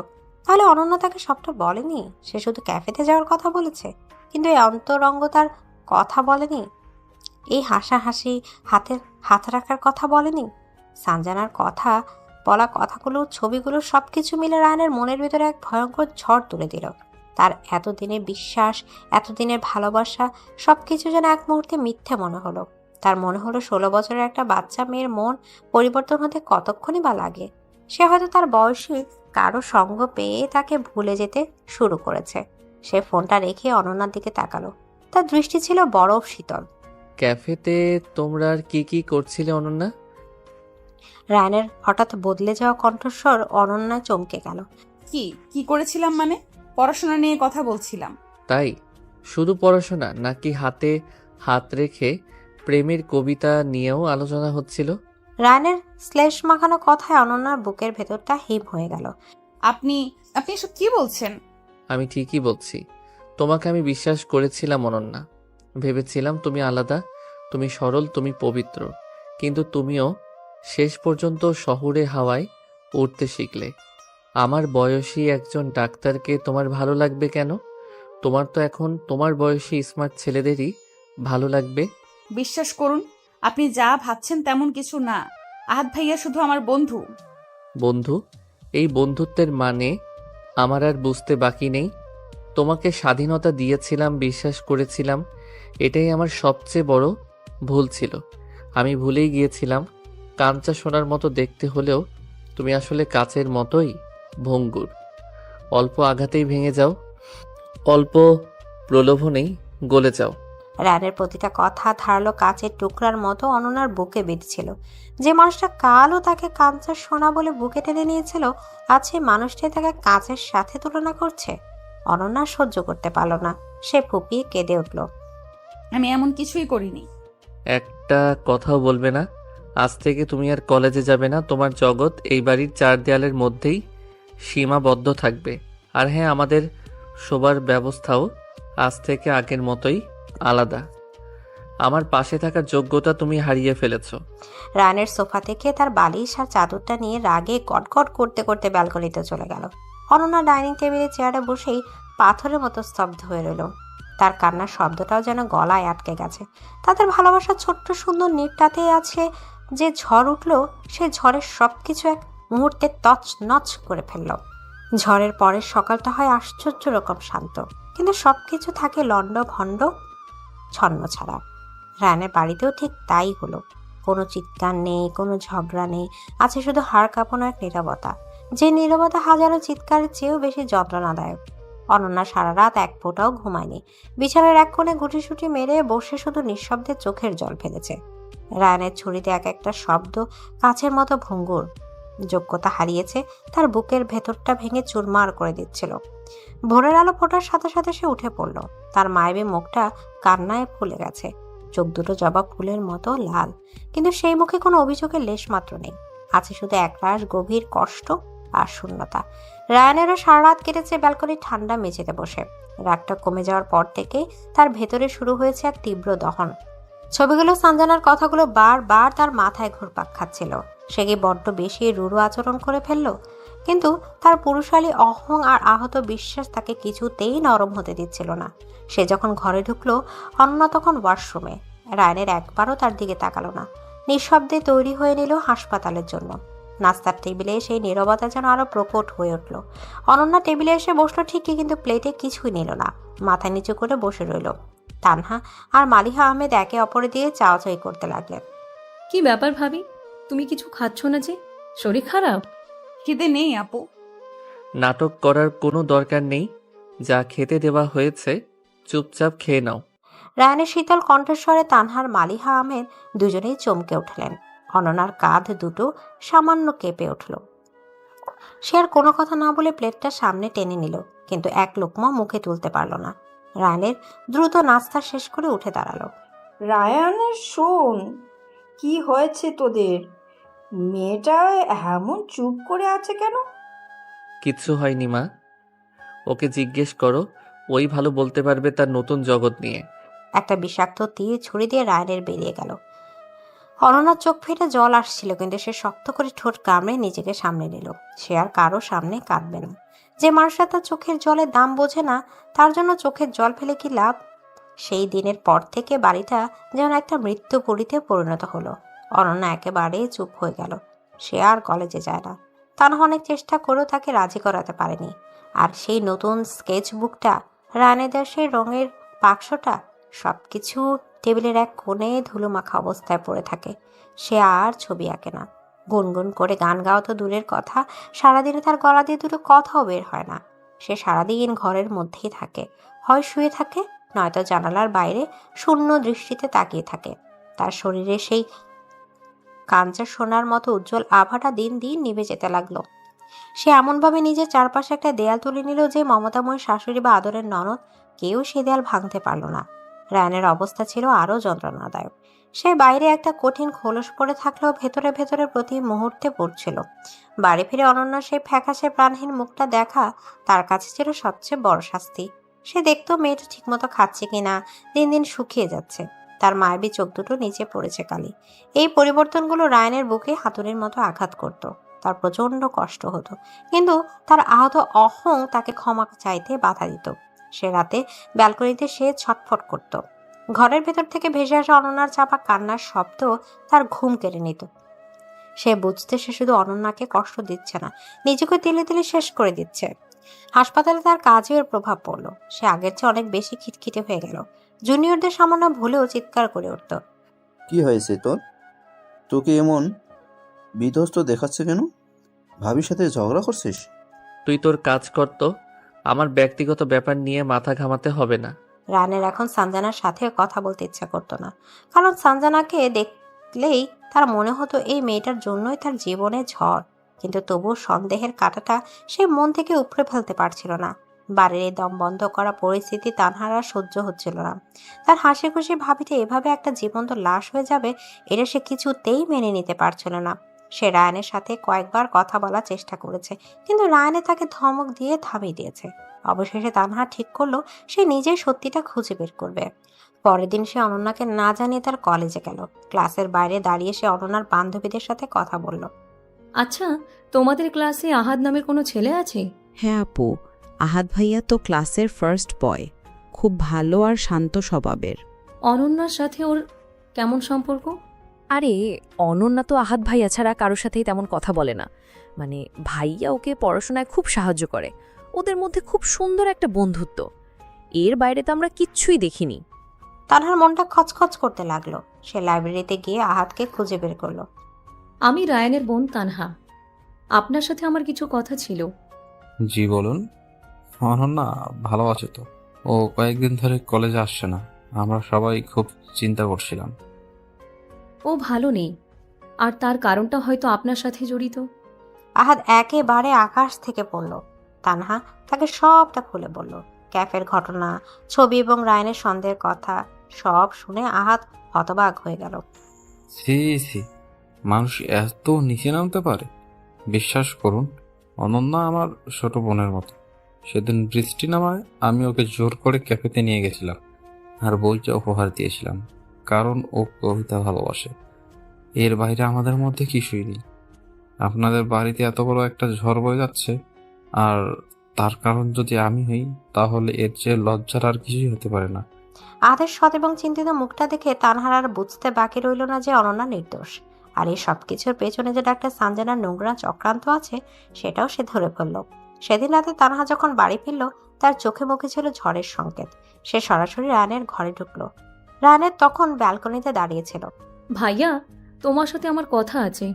আমার এখন কথা বলার মেজাজ নেই। কিন্তু আমার আছে, এবং তোমাকে শুনতেই হবে। তানহার দৃঢ় কণ্ঠস্বরে রায়ানের ঘুরে তাকালো। তুমি কোন অধিকারে ভাবির জীবনটা এভাবে নষ্ট করছো? কোন প্রমাণের ভিত্তিতে তুমি ওকে এমন শাস্তি দিচ্ছ? কয়েকটা ছবির উপর ভিত্তি করে? তুই এসবের কিছুই জানিস না তানহা। আমি সব জানি। আমি আজ কলেজে গিয়েছিলাম, আহাদ ভাইয়ার সাথে আমার কথা হয়েছে। আহাদের নাম শুনে রায়ানের কান খাড়া হয়ে গেল। ছেলেটা তোমার ভাবিকে ছোট বোনের মতো সম্মান করে। সেদিন বৃষ্টিতে আটকে পড়েছিল বলে ওরা ক্যাফেতে গিয়েছিল, আর বইটা ছিল শুধু একটা বন্ধুত্বের উপহার। এর মধ্যে কোনো নোংরামি ছিল না। নোংরামিটা ছিল তোমার মাথায়, আর যে তোমাকে ছবিগুলো পাঠিয়েছে তার চোখে। তুই একটা বাইরের ছেলের কথা বিশ্বাস করছিস আর আমাকে অবিশ্বাস করছিস? হ্যাঁ করছি, কারণ ওই ছেলেটার চোখে আমি সম্মান দেখেছি, সততা দেখেছি। আর তোমার চোখে আমি এখন শুধু সন্দেহ আর অহংকার দেখতে পাচ্ছি। তুমি একবারও ভাবিকে বিশ্বাস করার চেষ্টা করেছো? একবারও তার দিকটা শোনার চেষ্টা করেছো? করনি, কারণ তুমি তো ধরেই নিয়েছো ও গ্রামের মেয়ে, ও সরল, তাই ওকে ধোকা দেওয়া খুব সহজ। ছি ভাইয়া, আমি তোমাকে নিয়ে গর্ব করতাম, কিন্তু আজ তোমার জন্য আমার লজ্জা করছে। তানহা আর এক মুহূর্ত দাঁড়ালো না। রাগে কাঁদতে কাঁদতে সে ঘর থেকে বেরিয়ে গেল। কিন্তু তার বলা কথাগুলো রায়ানের বুকের ভেতরে পারমাণবিক বোমার মতো ফাটলো। আহাদের চোখে সম্মান, সততা, তাহলে কি সে সত্যি ভুল করেছে? সানজানা তাহলে উদ্দেশ্য প্রণোদিতভাবে তাকে ছবিগুলো পাঠিয়েছে? রায়ানের মাথাটা ঘুরতে লাগলো। সে টলতে টলতে ঘরের ভেতর এলো। তার চোখ পড়লো টেবিলের কোণে পড়ে থাকা সেই স্কেচ বুকটার দিকে। সে কাঁপা কাঁপা হাতে স্কেচ বুকটা তুলে নিল। প্রথম পাতা খুলতে দেখলো তার একটা পোর্ট্রেট, হাসপাতালে যাওয়ার সময় ক্যান্ডিড মুহূর্তে আঁকা। ছবির নিচে ছোট করে লেখা আমার পৃথিবী। রায়ানের পাতা উল্টাতে লাগলো। প্রত্যেকটা পাতায় অনন্যার আঁকা ছবি, তাদের বাড়ির বাগান, ব্যালকনিতে রাখা তার কফির মগ, তার পড়ার টেবিল, এমনকি ব্যালকনিতে ঘুমিয়ে থাকা তার অবয়ব। আর শেষ পাতায় একা একটা ছবি দেখে রায়ানের নিঃশ্বাস বন্ধ হয়ে গেল। ছবিটাতে রায়ানের অনন্যার হাত ধরে আছে, আর তাদের দুজনের সামনে দুটো ছোট ছোট ফুটফুটে বাচ্চার অবয়ব। ছবির নিচে লেখা আমাদের স্বপ্ন। রায়ানের হাত থেকে স্কেচ বুকটা পড়ে গেল। তার পুরো পৃথিবীটা যেন দুলে উঠল। এই সে কি করেছে? যে মেয়েটা তাকে নিয়ে এত সুন্দর স্বপ্ন দেখে, তাকে সে কি ভীষণ অপমান করেছে। তার বলা প্রত্যেকটা নোংরা কথা কাচের মতো ভঙ্গুর। যোগ্যতা হারিয়েছে, তার নিজের কানে বাজতে লাগলো। সে ছুটে গিয়ে তাদের শোবার ঘরে দরজায় দাঁড়ালো। অনন্যা তখন বিছানায় শুয়েছিল। ঘুমের মধ্যেও তার শরীরটা মাঝে মাঝে কেঁপে উঠছিল। মেয়েটা 1 সপ্তাহ শুকিয়ে যেন অর্ধেক হয়ে গেছে। তার সেই কাঁচা সোনার মতো গায়ের রং ফ্যাকাশে লাল। রায়ানের মনে হলো কেউ যেন তার হৃৎপিণ্ডটা ছিঁড়ে বের করে দিচ্ছে। সে যাকে কাঁচা সোনা বলে বুকে টেনে নিয়েছিল, সেই সোনাটাকে সে নিজের হাতে বিষ ঢেলে দিয়ে হত্যা করতে বসেছে। সে ফিসফিস করে প্রায় আর্তনাদ করে উঠল। অনন্যা, আমি আমি এ কি করলাম? এদিকে রায়ানের পায়ের নিচে মাটি সরে গেল। অনন্যার আকাশের স্বপ্নের ছবি, তাদের দুজনে হাত আর অনাগত সন্তানদের অবয়ব তার বুকের ভেতরটা দুমড়ে মুচড়ে দিচ্ছিল। এই পবিত্র স্বপ্নটাকে সে নিজের সন্দেহের বিষ দিয়ে প্রায় হত্যা করে ফেলেছে। নিজের উপর তীব্র এক ঘৃণা আর অসহায়ত্ব তাকে গ্রাস করলো। সে টলতে টলতে শোবার ঘরের দরজায় গিয়ে দাঁড়ালো। অনন্যা বিছানার পাশ ফিরে শুয়ে আছে। ঘুমের মধ্যেও মেয়েটার শরীরটা থেকে থেকে কেঁপে উঠছে। গত কয়েকদিনের মানসিক অত্যাচারে তার কাঁচা সোনার মতো শরীরটা মলিন হয়ে গেছে। চোখের নিচে জমেছে গাঢ় কালি। এই দৃশ্যটা রায়ানের হৃৎপিণ্ডটাকে যেন ধারালো ছুরি দিয়ে ফালা ফালা করে দিচ্ছিল। সে আর এক মুহূর্ত অপেক্ষা করতে পারল না। দ্রুত পায়ে ঘরে ঢুকে অনন্যার পাশে বিছানা বসলো। তারপর খুব সাবধানে, খুব আলতো করে অনন্যার মাথায় হাত রাখলো। তার স্পর্শে অনন্যার ঘুম ভেঙে গেল। রায়ানেরকে এত কাছে দেখে সে ভয়ে আতকে গুটিয়ে গেল। তার মনে হলো রায়ানের হয়তো তাকে আরো অপমান করার জন্য এসেছে। আমি কাল সকালেই চলে যাব, আপনাকে আর বিরক্ত করব না। অনন্যার এই কথায় রায়ানের বুকের ভেতরটা ভেঙে খান খান হয়ে গেল। সে কোনো কথা বলতে পারল না। তার গলা দিয়ে কোনো স্বর বেরোচ্ছিল না। সে শুধু দুদিকে মাথা নাড়ল। তার চোখ দিয়ে টপ টপ করে পানি গড়িয়ে পড়তে লাগলো। রায়ানের মতো একজন কঠিন আত্মবিশ্বাসী মানুষের এমন অসহায় কান্না দেখে অনন্যা স্তব্ধ হয়ে গেল। যেও না প্লিজ, আমাকে ছেড়ে যেও না অনন্যা, আমি মরে যাব। রায়ানেরা নিজের অহংকার, নিজের অস্তিত্ব, ব্যক্তিত্ব ধরে রাখতে পারল না। সে বিছানা থেকে নেমে অনন্যার পায়ের কাছে মেঝেতে বসে পড়ল। তারপর অনন্যার হাত দুটো নিজের অঞ্জলিতে নিয়ে হাউমাউ করে কেঁদে উঠল। আমি একটা পশু অনন্যা, আমি তোমাকে বিশ্বাস করিনি। আমি তোমার ভালোবাসা, তোমার পবিত্রতাকে সন্দেহ করেছি। আমাকে আমাকে তুমি শাস্তি দাও, আমাকে দুটো চড় মারো, কিন্তু প্লিজ চুপ করে থেকো না। তোমার এই নীরবতা আমাকে মেরে ফেলছে। অনন্যা পাথরের মতো বসে রইল। তার কোনো অনুভূতি কাজ করছিল না। যে কষ্টটা সে পেয়েছে তা কি এত সহজে মুছে ফেলা যায়? সে রায়ানের হাত থেকে নিজের হাতটা ছাড়িয়ে নিল। তারপর বিছানা থেকে নেমে আলমারির দিকে এগিয়ে গেল। সে তার অল্প কিছু কাপড় চোপড় একটা ব্যাগে ভরতে শুরু করলো। এই দৃশ্যটা দেখে রায়ানের পৃথিবীটা যেন অন্ধকার হয়ে গেল। সে ছুটে গিয়ে অনন্যার সামনে হাঁটু করে বসলো। তার পথ আগলে ধরল। আমি তোমাকে যেতে দেব না, কিছুতেই না। তুমি যদি যেতে চাও তাহলে আমার লাশের উপর দিয়ে যেতে হবে। পথ ছাড়ুন।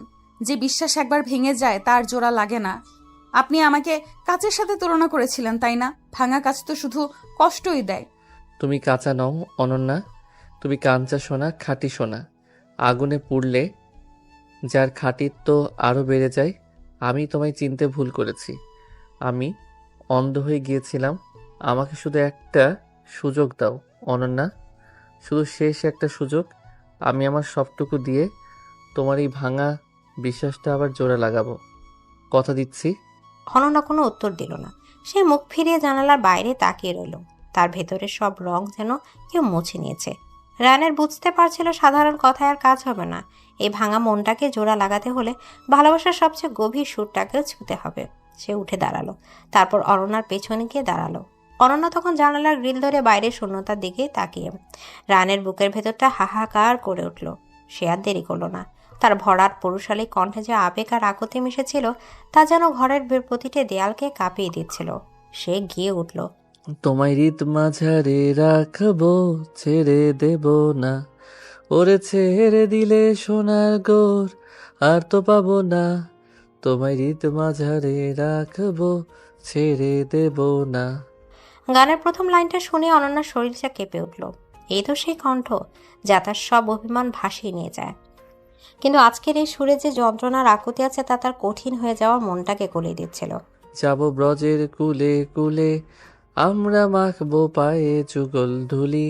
ওরে পাগল মন আমার, যাব ব্রজের কুলে কুলে, মাখবো পায়ে যুগল ধুলি। এখন নয়ন জলে বাঁধন দেব, আর তোমায় যেতে দেব না। তোমায় হৃদ মাঝারে রাখবো, ছেড়ে দেব না। রায়নের দুহাতে অনন্যার কাঁধ দুটো জড়িয়ে ধরল। তার উষ্ণ নিঃশ্বাস, তার চোখের জল অনন্যার পিঠে এসে পড়ছিল। অনন্যা আর পারল না। এতদিন ধরে চোপে রাখা সব কষ্ট, সব অভিমান কান্নার স্রোত হয়ে তার চোখ দিয়ে বেরিয়ে এলো। সে ঘুরে দাঁড়িয়ে রায়নের বুকে আছড়ে পড়ল। কেন করলেন এমন? কেন আমাকে এত কষ্ট দিলেন? আমি তো আপনাকে ছাড়া আর কিছুই চাইনি। আমি জানি না অনন্যা, আমি একটা ইডিয়েট, একটা জঘন্য মানুষ। আমাকে মাফ করে দাও আমার কাঞ্চা সোনা, আমাকে মাফ করে দাও। সেদিন রাতে আর কোনো কথা হলো না। শুধু দুটো আহত হৃদয় একে অপরের উষ্ণতায় নিজেদের ক্ষত সারানোর চেষ্টা করলো। রানের চোখে জলে অনন্যার অভিমানের সব বরফ গলে গেল। তারা দুজন একে অপরকে জড়িয়ে ধরে সারা রাত কাটিয়ে দিল। এই নীরবতাই ছিল তাদের সবচেয়ে গভীরতম কথোপকথন। পরদিন সকালে রায়ানের রূপ ছিল সম্পূর্ণ ভিন্ন। তার চোখে ছিল এক ইস্পাত কঠিন দৃঢ়তা। সে হাসপাতালে সবচেয়ে জরুরি মিটিং বাতিল করে দিল। সে প্রথম গেল তানহার কাছে। থ্যাংক ইউ তানু, তুই না থাকলে আমি হয়তো আমার জীবনের সবচেয়ে বড় সত্যিটা কোনোদিনই জানতে পারতাম না। তুই আমার চোখ খুলে দিয়েছিস। এরপর সে সোজা চলে গেল ডাক্তার সানজানার চেম্বারে। সানজানা রায়ানের এমন অপ্রত্যাশিত আগমনে বেশ অবাক এবং খুশি হলো। আরে রায়হান যে, কি ব্যাপার? আমার কথা মনে পড়লো বুঝি? তোমার নোংরা খেলাটা শেষ সঞ্জানা। সানজানার হাসি খুশি মুখটা মুহূর্তে ফ্যাকাশে হয়ে গেল। তুমি হয়তো ভেবেছিলে কয়েকটা এডিট করা ছবি দিয়ে তুমি আমার আর অনন্যার সম্পর্কটা ভেঙে দিবে। তুমি সফলও হয়েছিলে প্রায়, কিন্তু তুমি একটা জিনিস ভুলে গিয়েছিলে, সত্য কখনো চাপা থাকে না। আর আমার স্ত্রীর প্রতি আমার ভালোবাসা তোমার এই নোংরা চক্রান্তের চেয়ে অনেক বেশি শক্তিশালী। আমি আমি কি করেছি? অভিনয় বন্ধ করো। তোমার মতো একজন নিচু মানসিকতার মহিলা এই মহান পেশায় থাকার যোগ্য নয়। আমি ম্যানেজমেন্টের কাছে তোমার বিরুদ্ধে অফিসিয়াল কমপ্লেন করছি। আর হ্যাঁ, আজ থেকে আমার বা আমার স্ত্রীর আশেপাশে যদি তোমার ছায়াও দেখি, তাহলে তার পরিণাম খুব খারাপ হবে। রায়ানের আর এক মুহূর্ত দাঁড়ালো না। সঞ্জানার হতবম্ব অপমানিত মুখের দিকে ফিরেও তাকালো না। সে তার জীবনের সবচেয়ে গুরুত্বপূর্ণ মানুষটিকে রক্ষা করার জন্য যা করার তাই করেছে। 1 বছর পর হাওড়ের বুক চিরে একটা ছোট্ট নৌকা এগিয়ে চলেছে। অনন্যা তার মাথাটা রেখেছে রায়ানের কাঁধে। তার চোখে মুখে আছে একরাশ তৃপ্তি আর শান্তি। তার কোল জুড়ে ঘুমিয়ে আছে 6 মাসের ছোট্ট একটা পরী, তাদের মেয়ে আরোহী। রায়ানের এক হাতে নৌকার বইছা, অন্য হাতে সে অনন্যা আর আরোহীকে পরম মমতা আগলে রেখেছে। আপনার তো অনেক কষ্ট হচ্ছে তাই না? শহরের ডাক্তার মানুষ এইভাবে নৌকায়। কষ্ট? আমার জীবনের সেরা মুহূর্ত তো এটাই। তোমার এই জগতে, তোমার এই নদীর বুকে, তোমার পাশে, এর চেয়ে বড় শান্তি আর কিছুতে নেই। রায়ানের অনন্যাকে নিয়ে তার গ্রামে বেড়াতে এসেছে। শ্বশুর শাশুড়ি আদরে, গ্রামের মানুষের ভালোবাসা সে আপ্লুত। সে বুঝতে পেরেছে অনন্যার এই সরলতার উৎস কোথায়। এই মাটি, এই নদী, এই আকাশই তো তার কাঞ্চা সোনাকে গড়ে তুলেছে। নৌকাটা যখন মাঝ নদীতে, তখন সূর্য ডুবছে। পশ্চিম আকাশে ছড়িয়ে পড়েছে আবিরের লাল রং। রায়ানে তার ডাক্তারি ব্যাগ থেকে স্ট্যাথোস্কোপটা বের করলো। এখন এটা দিয়ে কি করবেন? আমার পৃথিবীর সবচেয়ে সুন্দর শব্দটা শুনবো। রায়ানের স্ট্যাথোস্কোপের ডায়াফ্রামটা অনন্যার বুকের উপর রাখলো। অনন্যার হৃৎপিণ্ডে শান্ত স্থির শব্দ, ঢুক ঢুক ঢুক। রায়ানের চোখ বন্ধ করে সেই শব্দ শুনছিল। এই শব্দটাই আমার বেঁচে থাকার কারণ। তোমার হৃদয়ের এই প্রত্যেকটা স্পন্দন শুধু আমার জন্য, অনন্যা। রায়ানের বুকে মাথা রেখে বলে, আর আপনার হৃদয়ের প্রত্যেকটা স্পন্দন আমার। দেখেছি রূপসাগরে মনের মানুষ কাঞ্চা সোনা, তারে ধরি ধরি মনে করি, ধরতে গেলে আর পাবো না। তারপর গান গাইতে শুরু করলো। ঘুমন্ত আরোহীকে সাক্ষী রেখে ডুবন্ত সূর্যের নরম আলোয়, হায়রের শান্ত জলের বুকে দুটো হৃদয় আরো একবার মিলে মিশে একাকার হয়ে গেল। রায়ানে তার কাঞ্চা সোনাকে শুধু হৃদয়ের মাঝেই রাখেনি, তাকে তার পুরো পৃথিবী বানিয়ে নিয়েছে। আর অনন্যা, সে তার রাগে অভিমানে কিন্তু গভীরভাবে ভালোবাসার মানুষটার মধ্যে তার সমস্ত জগৎ খুঁজে পেয়েছে।